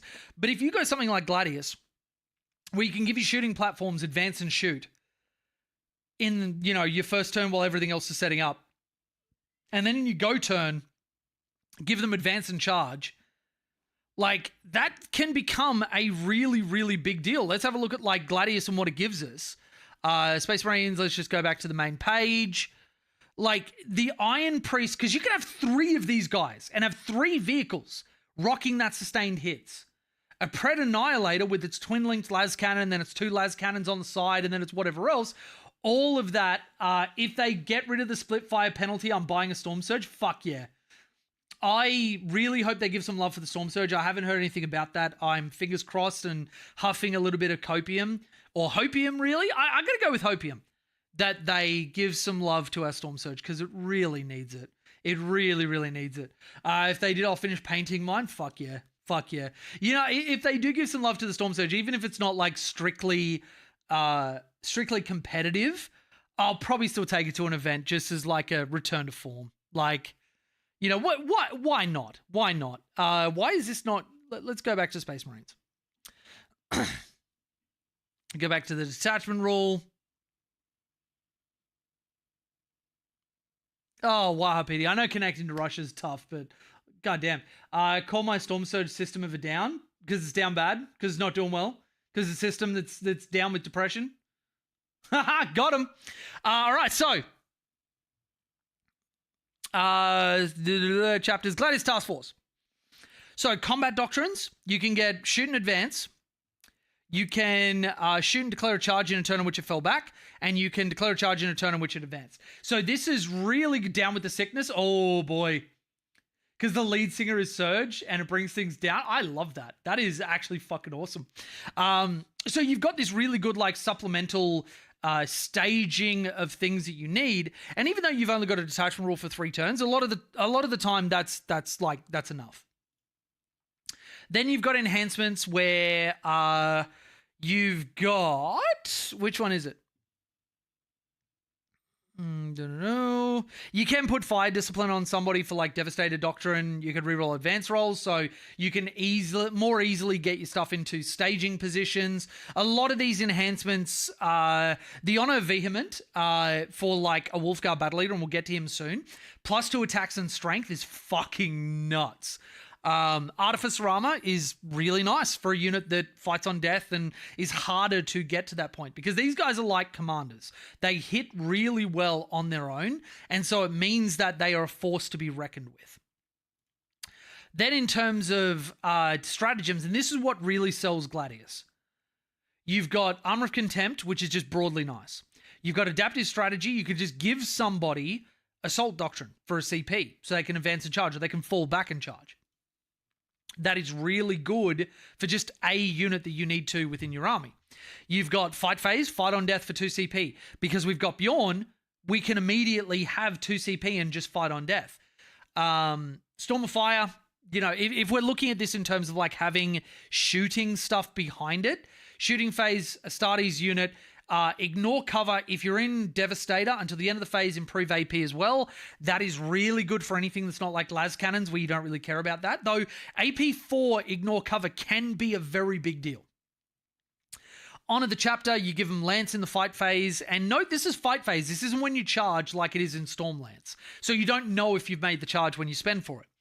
This is, you just have Lance. If your unit's under the effect of Assault Doctrine, improve AP by 1. That puts your Thunderwolf Cav with +1 to wound and AP 3 on their weapons. That gives you Head Takers +1 to wound and AP 3 on their weapons. That gives your, like if we look at like Blood Claws, if we're actually taking those, you have +1 to wound and AP 2 Chainswords, which is really, really good. And then Squad Tactics, your opponent's movement phase. If you're under tactical, normal move of 6. If not, roll a d6. Reactive moves are incredibly powerful. So Gladius is something where we can actually splash in something like an Iron Priest with a Land Raider, and it makes it a very, very viable way to play. So in a long, roundabout sort of way, to answer what you were saying, Loopy, Land Raider is an option, but we want to make sure that we're building into it. If I go into my Wolf Jail Stormlance build, I am going 18 Thunderwolf Cav, 18 Head Takers, 18 Wolves accompanying them, and then fucking 30 Wolfen, and that's basically my list done. And I'm just going to jail a motherfucker with nothing but invuln saves. It will be one of the hardest things to dig yourself out of in the world ever. Fuck you, I have advance and charge and fall back and charge at all times. And I can auto-advance 21 inches. How do you hide from that? You can't. You fucking can't. You can't.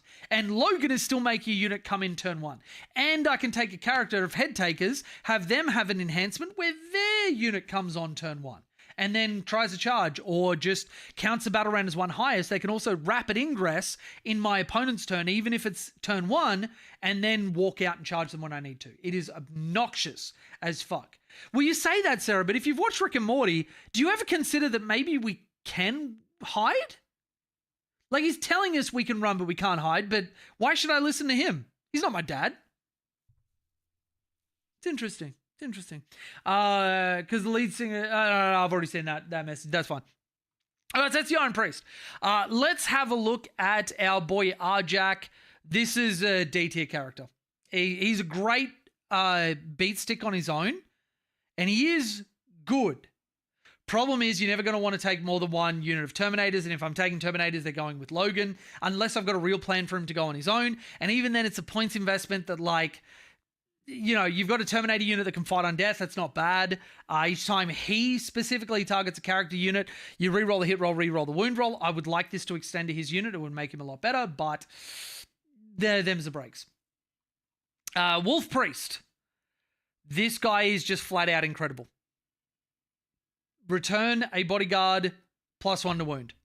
On everybody, that is fantastic. And he himself is 5 attacks of strength 6, AP 1, damage 2. There are a number of enhancements that are very good on him. Very, very good on him. Iron Priest we've done, and now to my favorite character in the whole book. I cannot believe how well GW nailed this fucking model. Tower players, this guy is going to fucking terrify you. 7-inch move, T4, 3-up save, 4-up invuln base. Storm Shield takes him to 6 wounds rather than 5. Mastercrafted Power Weapon or Thunderhammer. Mastercrafted Power Weapon, which has been my favorite so far, but the Thunderhammer is also incredible.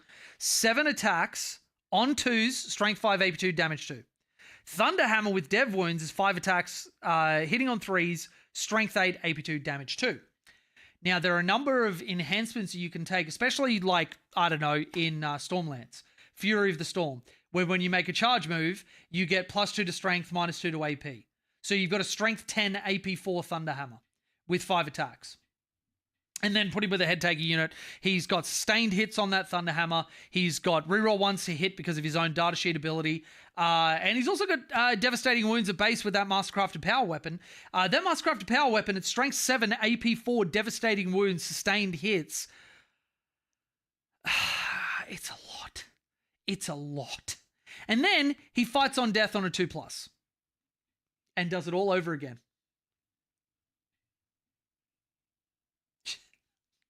Just 3 of these guys are going in my list. Don't fucking at me. Don't fucking at me. 3 of these guys in my list. They're incredible. They're incredible. It like sustained hits, reroll a hit roll of 1. There are so many combinations where you can use this, and it is just fucking phenomenal. All right, Blood Claws we've spoken about. Grey Hunters. Now I want to talk about this because we touched on this a little bit, and I got distracted.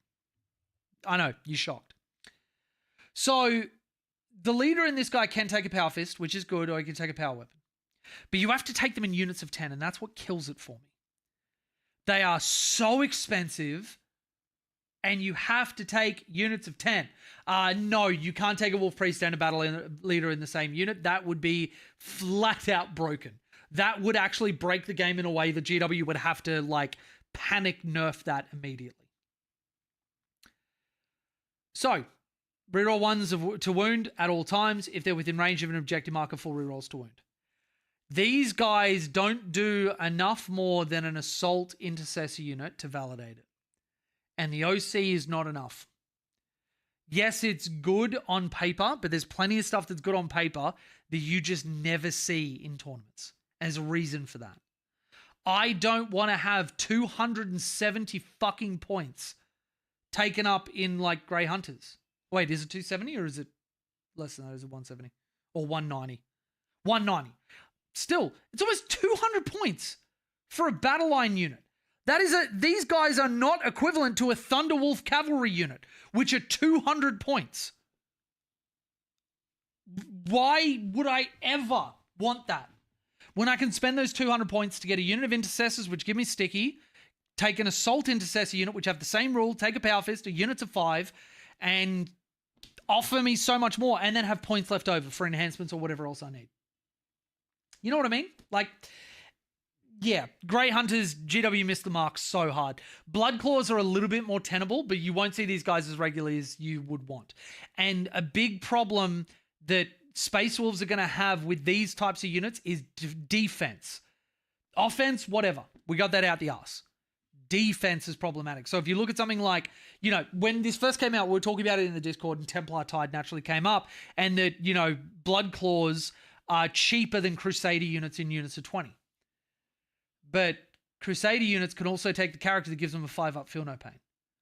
They have other little like ancillary model options you can kill off before you get to the real good stuff. On a unit that is so fucking big, has no invuln saves, can't get a Feel No Pain, this unit will just die like a bitch. And yeah, like if you stat check your opponent with enough models, that can be an obnoxious way to play. But I think Space Wolves are better played as either a jail archetype in Stormlands or a front-to-back Marine list in Gladius.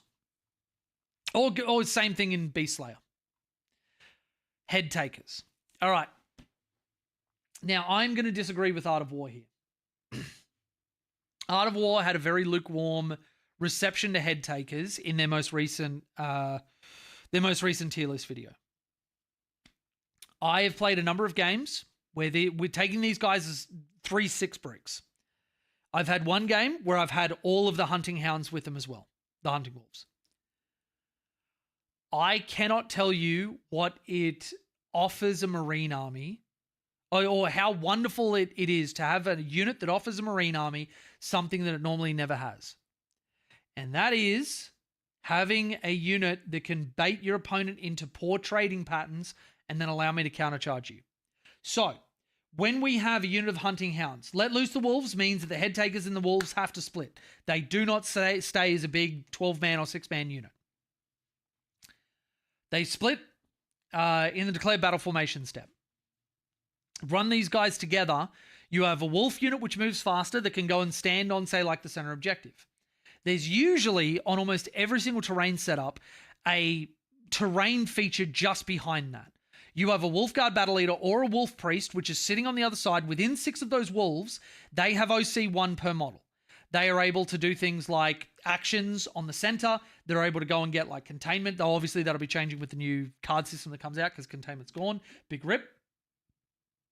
But you have a 40-point unit that your opponent has to come and deal with, that you can space out in a way where they can't charge the stuff standing behind it, and then your head takers get to charge them in return on your turn. Your opponent has to trade, and this is better value than Kroot. Think about that for a second. Marines have better trading than Kroot with this unit, with Wolves. And then, if you play this correctly, and like the Headhunter's ability will be the big difference between the big boys of Space Wolves and the little piddly boys that need mummy to tug on their testicles for them. Using the devastating wounds and precision will make the difference in your games. Now, I have had a track of putting them on things that I know have to die early, because then as the battle evolves, as those things die, your unit of head takers don't have to kill that unit to move the token. It's just when that unit dies, each time this unit's quarry is destroyed, select one new enemy unit to be its quarry. These tokens bounce around the field very easily and are able to go where you need them as you gather battlefield data and information as the battle unfolds.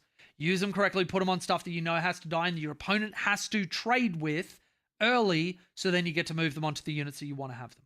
And also note, it's each time this unit's quarry is destroyed. So, in terms of activations, I can have, and I had this come up in a game, where I activated a set of my unit of head takers on a unit of rampagers that I was in range of 2 different enemy units. I activated those models first. They were destroyed by those attacks. This is each time this unit's quarry is destroyed. That means that the token moves before I resolve my next set of attacks. People get in their head that it's all resolved at the same time. That's not correct. You can't stop allocated attacks from being allocated, but they do happen one at a time. We fast roll for convenience. And that's even GW's wording in the core rules.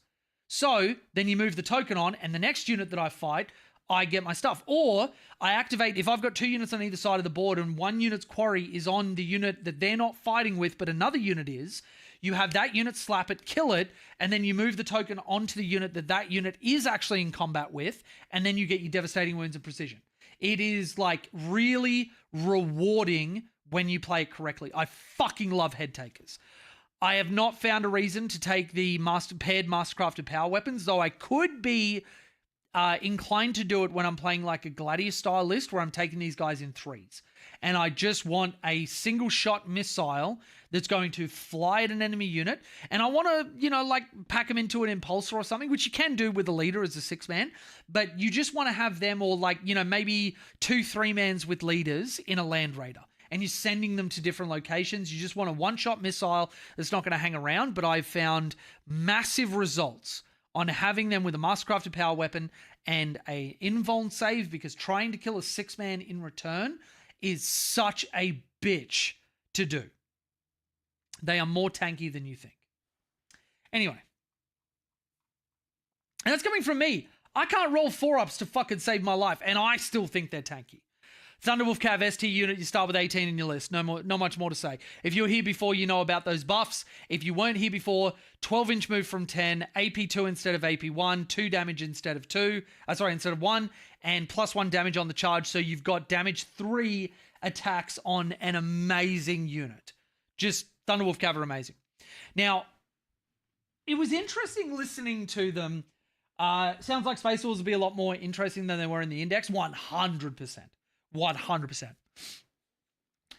Wolfguard Terminators, I have had a little bit of a lukewarm response to, because they're 170 points and they're not especially interesting, though they do all come with mastercrafted power weapons. They're like head takers, 4 attacks, strength 5, AP2, damage 2.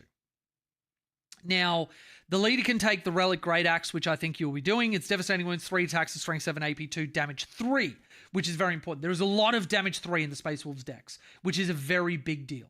Then each time you target them with greater strength, -1 to wound, it makes them very, very tanky. Now, they're let down by the fact that you can't take an unnamed character to take enhancements, and there are some good enhancements you would want. And if you want to take something like the Assault Cannon, you have to give up the Storm Shield. Now, the leader will give up the Storm Shield for Relic Great Axe, but then you have a unit of 4 boys with 4 wounds. Think about taking out a Terminator unit with 4 wounds. It's pretty obnoxious, and I can see why Art of War had a positive response to them. And I think maybe I need to reevaluate my stance on them, because having Logan with them, having this unit that can deep strike, rapid ingress, and then put a 12-inch bubble, like that's 3 inches of grace onto something that where somebody might want to spend for an interrupt or whatever, and then they just fucking can't. That could actually be a good play. Now, in a lot of the lists that I've been writing, it's hard to find the points to fit these guys in and have all the characters that I want. Though, having said that, I have been fucking around with Ragnar and Blood Claws and that sort of stuff, and dropping them would easily give me the points.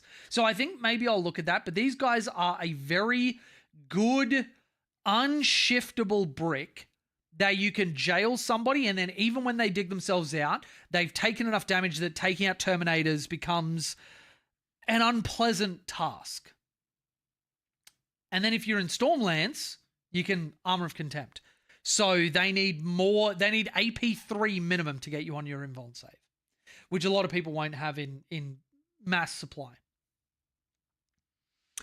We'll see how we go. I wish they had more shooting options. Like your Terminators being a good shooting option for you would be cool, but yeah, it looks like all of our shooting is going to be in vehicles with Iron Priest. Fenrisian Wolves have the same problem that the Hunting Hounds have, where you don't benefit from having a Wolf Priest, like with the Curse of the Wolfen. So, yeah, but they do have a reactive move, which also means that these Wolves might be better to take than the Bodyguard Wolves for the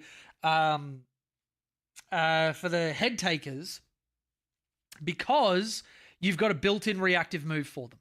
You being able to move out onto an objective, have OC, do what you need to, and then move away when your opponent tries to come in range could be really important. Or move closer in and move block a charge that your opponent thought that you would have. I think there's a lot you can do with them. Them being able to get OC is a big glow up for the Fenrisian Wolves. Now, they did, when they're not ridden by the Thunderwolf Cav guys, they did lose their AP, which does suck, but we're not going to look at these guys for their damage. We're just purely not. All right, Wolfen. Now, these are broken up into 2 data sheets. 4 wounds that need AP 3, you say? Riptide go burr. Now, I know that you would think that, but again, I think that like you would want missile pods with damage too. Usually to take out things like Terminators, you need mass shooting. Because on the Riptide, you lose minimum 2, maybe 3 shots in the hit roll. You lose 2 or 3 shots in the wound roll. And then you're -1 to wound, so you're only wounding them on 4s. Maybe you get devastating wounds and you kill 1. And then I save half of those. An Ion Accelerator, on average, gets 1 shot through. 1 shot. Which is not a great method of return. If we had a way to bump up the strength or the number of shots, that would be amazing. Do you know something that I was thinking about? Like, there's a lot of things get toted about how to fix ethereals. I reckon they should get the Iron Priest treatment. When they're within range of, like, you have, like, large battle suits or something. Or even just battle suits. Give them rapid fire. Or bring out a new unit, an Earthcast Technician, and let them give a battlesuit unit heal and rapid fire. How fucking fire would that be? But anyway, I digress. Wolfen are going to be split into 2 camps. These Wolfen, I don't think you're going to see too much of. They're T6, which is great, but no invuln save really hurts them. And Wolfen weapons, there are other units that do this profile better. The Force of Desperate Escape test isn't really good enough in my opinion.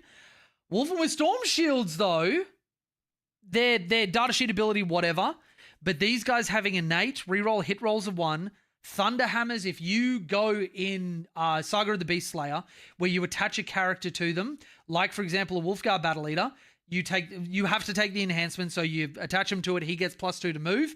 These guys get sustained hits, natively reroll 1, don't have to take the death totem and take the Stormfrag auto launches, which have sustained hits on them, by the way, because it's not just fighting. You then have Thunder Hammers with sustained hits at damage 3, take a 10-man unit, and the 10-man unit costs... I need to rote learn all of these, but I'll get there eventually. Wolfen with Storm Shields are 180 points for 10, which is, I think, a little bit cheaper than what they are now. Incredible. These guys are so easy to include in your list, again, because one of the things I think Space Wolves are going to do well is to just swamp your opponent in invuln saves, have these guys as a one-shot missile, they'll go in, and even without, like, this into Terminators, damage 3, just bopping a Terminator is incredible. Now, yes, they're only 2 attacks, but Howling Banshees only have 2 attacks, and they are one of the best data sheets that Eldari have access to. And these guys are faster than them. Plus, you can get Curse of the Wolfen to give them OC, which is great. So, I think these guys are going to be a staple again. I really do. And in the Wolf Jail archetype, having a bunch of 4-up invuln saves, the move now 9 rather than 8 with advance and charge, these guys are going to be just as much as a staple. I think these guys you'll see less. These guys you'll see regularly. Murderfang, you will never include. They murdered my boy. Look at what they've done to my boy. He used to be able to chain fights over and over again, which was such a cool ability. GW, I actually kind of hate that you fucked with that. Now they give Wolfen models the fight on death the Wolfen used to have on their data sheet. I think this is a misstep. I don't think you'll ever see Murderfang. Wolfen Dreadnoughts are something that I have been fucking with for a little bit in terms of theory crafting. Because these guys have a built-in Blood Surge that is D6 +2 and can end in combat. There are 2-up armor. You will take a Blizzard Shield for a 4-up invuln. So you've got a T9, 8 wound, 2-up, 4-up that in Stormlands can get Armor of Contempt. And because it's a vehicle, let's have a look at this. Let's have a look at what Stormlands offers it. And I don't know if people have thought this through just yet. Let's look at Stormlands. Stratagems. You have...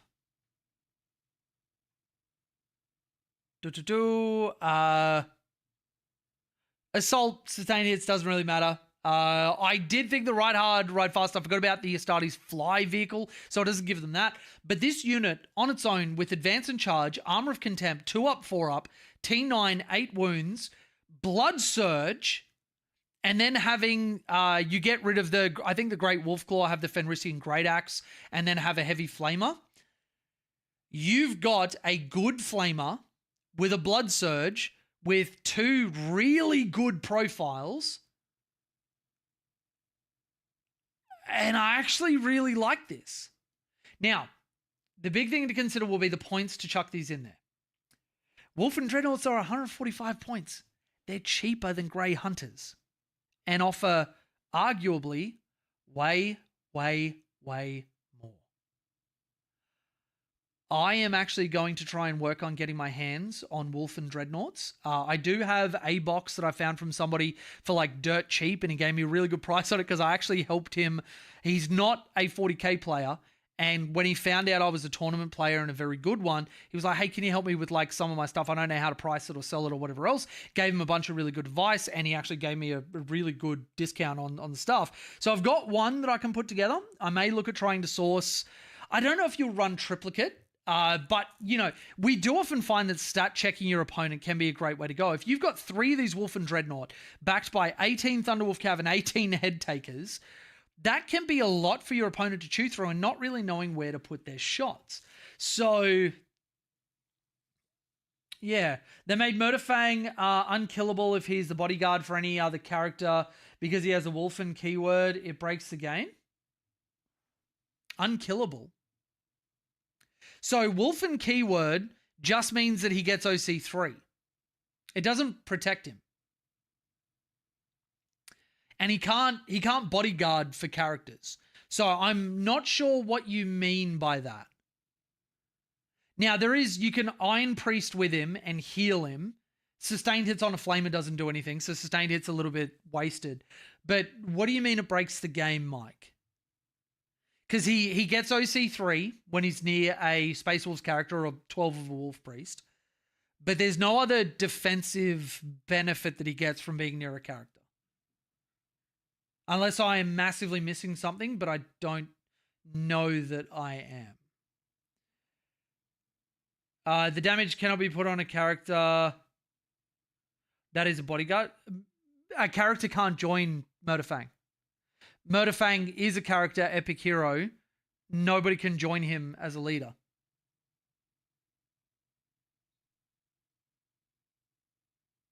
If you're talking about, like, because he's also an epic hero, he can't take the enhancement that allows him to, like, he can't lead anybody because he doesn't have the leader keyword anywhere here. The only things that can lead Wolfen, for example, are like the Wolfguard Battle Leader or the Wolf Priest. They then can join units. I guess the Iron Priest could as well, but I don't know why you'd ever do that. You can attach him if he has the Wolfen keyword. There's no rule that says that. There's no rule that says that. The enhancement that you might be thinking of is this one, attached to a Wolfen or Wolfen with Storm Shields unit. That isn't the keyword. That is Wolfen the data sheet. That is this one. Leaders can't join him. That's not true. I think if you saw that on something like Reddit or whatever else, the person just got their rules mixed up. Or if that's something you might have just misread the thing and thought it was Wolfen keyword, that's referring specifically to datasheet.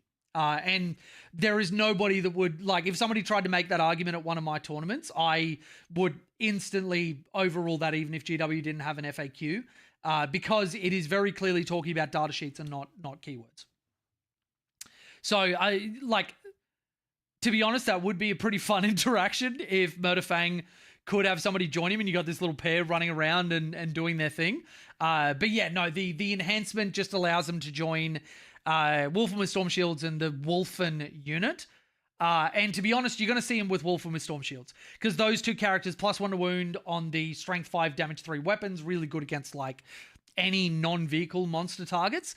And then Wolfguard Battle Leader having sustained hits on this weapon is fucking incredible. As you never do your maths in terms of if you had Oath of Moment, but then when you do have Oath of Moment, sustained hits on this profile is just fucking disgusting. So yeah, I don't know if it's better like having these guys with, you seen a YouTube video on it, whoever that was, they are spreading misinformation. That I can guarantee you right now, they got mixed up between this rule at the top in the Curse of the Wolfen, which is an ability that they have, and the enhancement saying that they can join Wolfen or Wolfen with Storm Shields. Because when you look at this, it doesn't say attached to a unit with the Wolfen keyword, which is what GW has done before. This is two sets of data sheets. In the same way, this is Thunderwolf Cav, Wolfen, or Blood Claws. So, yeah. Which is interesting that this would then mean that, let's have a look at them. And also the leader keyword only allows them to join very specific things.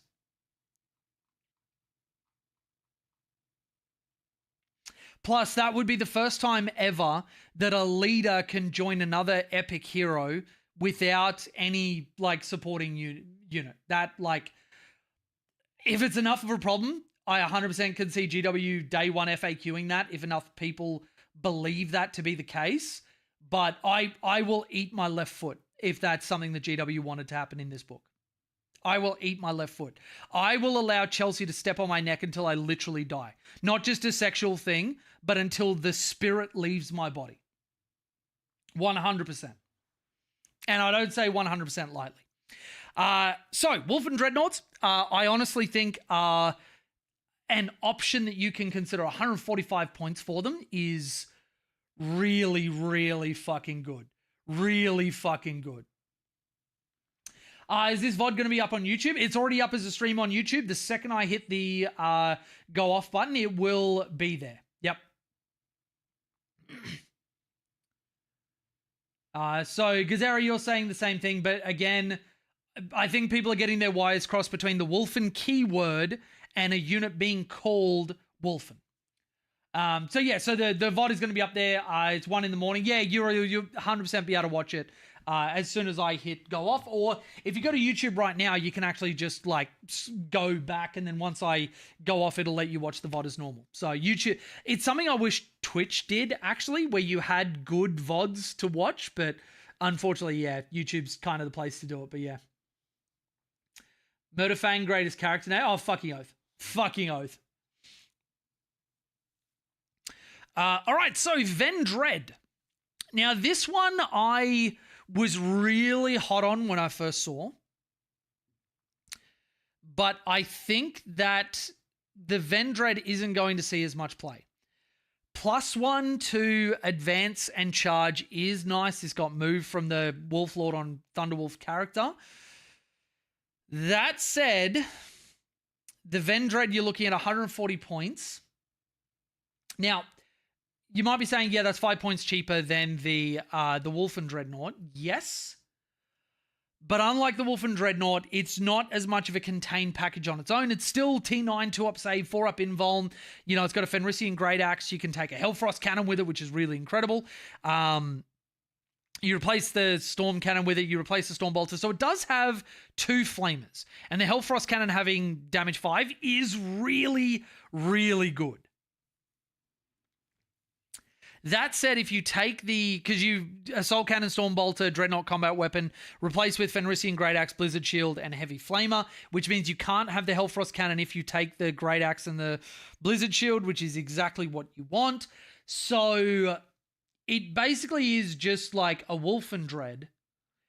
Supports a lot of the stuff around it. 6 inches might be a little bit close, but I think it will be good for a Dread spam build.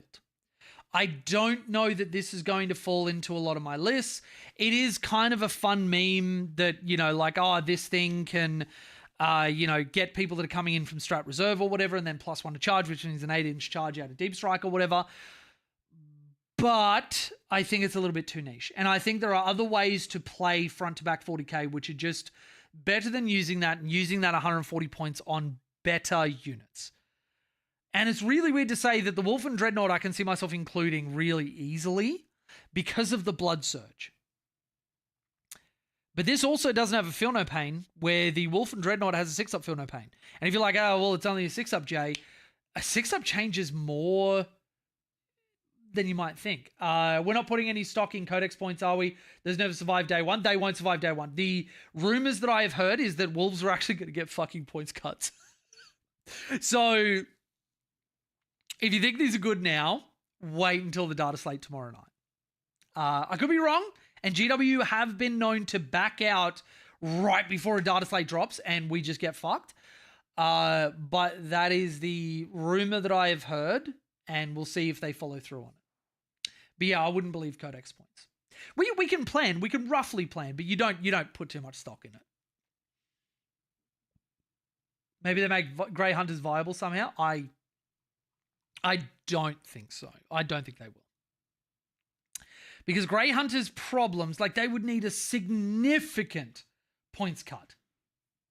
A significant points cut. And I just don't think it's going to happen. I just don't think they understand. All right, so what are we looking at points-wise? Arjack for 95, it's all right. Bjorn the Fellhander at 180 is 10 points cheaper than he is now. It is really good. Bjorn is an auto-include. Put that straight in the auto-include category right fucking now. Blood Claws, 10 for 135, 20 for 270. See how they go. Fenrisian Wolves, 40 and 80 is just like, I actually think to take the reactive move, like if you want to spam out, like this is 30 wolves, then you could take 18, so you could have 48 wolves on the board technically. That is an option you could maybe look at doing. I think that's overkill. I think taking, because this is 40 points for 6. So you do get one more body, but you lose the reactive move. I think the reactive move is more worth it because there's no actual tangible benefit to the hunting wolves over the Fenrisian wolves unless there's some interaction that I've missed. I want the reactive move, so I would just take 48 wolves as the new meme. I mean, yeah. Like 48 wolves is unironically a lot of fucking bodies, and then it only takes up, what are we looking at? So 80 points by 3 is 270, and then 6, 4, 40 is another 120. So that's 270 plus 120 puts us at, what, 390? 390 points is not even a quarter of your list for 48 bodies. I'm not saying I'd do it, but if you were so inclined, that is somewhere you could go. I think including a couple of these guys is actually really good. 120 points for, again, I cannot state this enough. Trading units in a power armor army is not something you normally have. You have Kroot in Space Marines. Like, yeah, and by the way, I have one of the Fenrisian wolves who's painted as Mushu, so if somebody does hurt them, I am legally allowed to punch them. Legally protected. Assault at the table because they hurt Mushu with their dice. I don't think anybody will follow me.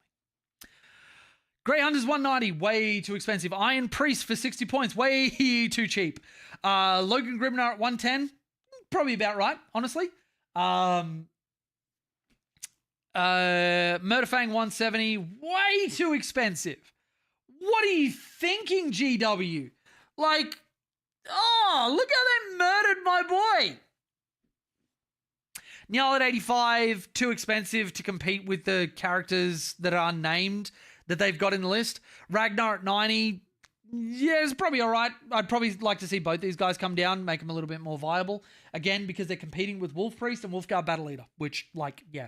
Thunderwolf Cav at 100 and 200 is, I hate saying this, GW, please don't nerf them, but that is criminal. That is criminal that I can jam 18 Thunderwolf Cav in for 600 points. Yeah. Ulrich, 70 points, too expensive. His ability sucks. You're never going to see him. Vendred, 140. It's probably about where he needs to be, but I don't think it changes much for him. I don't think points are his issue. And maybe points are his issue. Maybe if he was a lot cheaper, it'd be easier to jam a bunch of them into the list. Wolfguard Battle Leader at 65 points is fucking criminal. This guy is so good for 65 points. Just for reference, he's 5 points more expensive than Dark. Oh, no, wait. Is Dark Strider 70? Let me look it up. It's been a while since I've looked at my boy. What are you talking? I don't want to fave and never forget. Fuck you. All right. 40k up. Data sheets. Strides in the dark. There he is. And composition, 60 points. I was right. This guy is 5 points more expensive than fucking Dark Strider. Let me just recap you what he gets. Dark Strider gives cannot deep strike within 12 and +1 to wound if he attaches to Pathfinders. A unit that traditionally you don't want to be attaching anybody to because they are a trading unit. This guy is a 3-up, 4-up invuln. He has a 7 attack mastercrafted power weapon, strength 5, AP 2, damage 2, or a thunder hammer with 5 attacks. He gives any unit he leads sustained hits 1 and reroll hit roll of 1 when you make an attack within 6. That includes melee because you have to be within 6.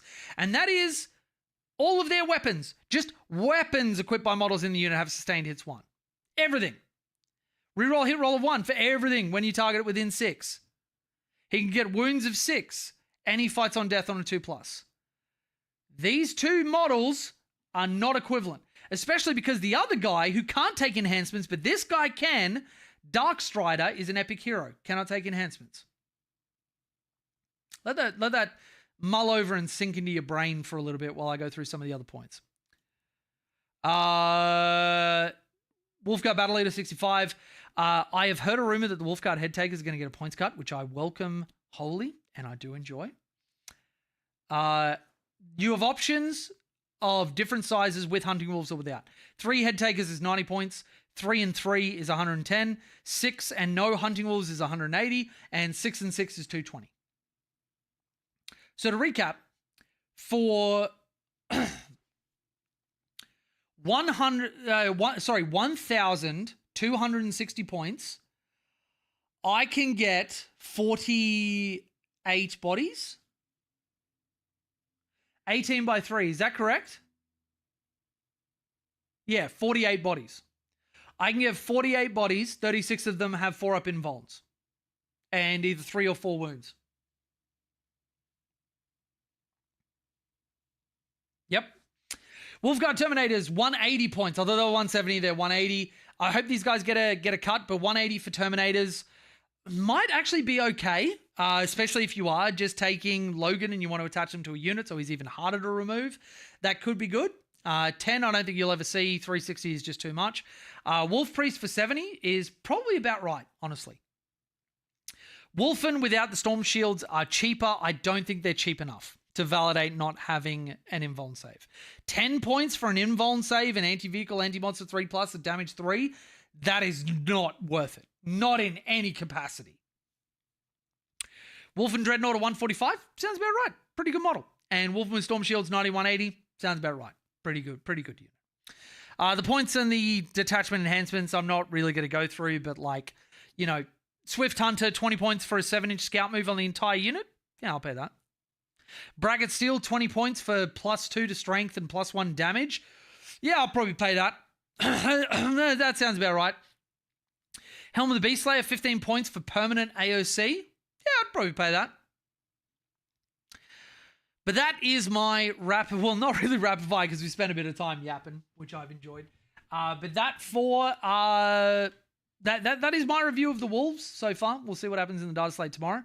Make sure that you join us tomorrow. If you haven't subscribed to my Twitch, that is the best place to catch all of my impromptu streams. There are times where I just don't stream on YouTube because it kills my algorithm. If I just want to stream something fun but isn't part of my normal content routine, it actually harms my algorithm. I'm not at the point where I want to start a second channel because I don't think I'm nearly popular enough for that.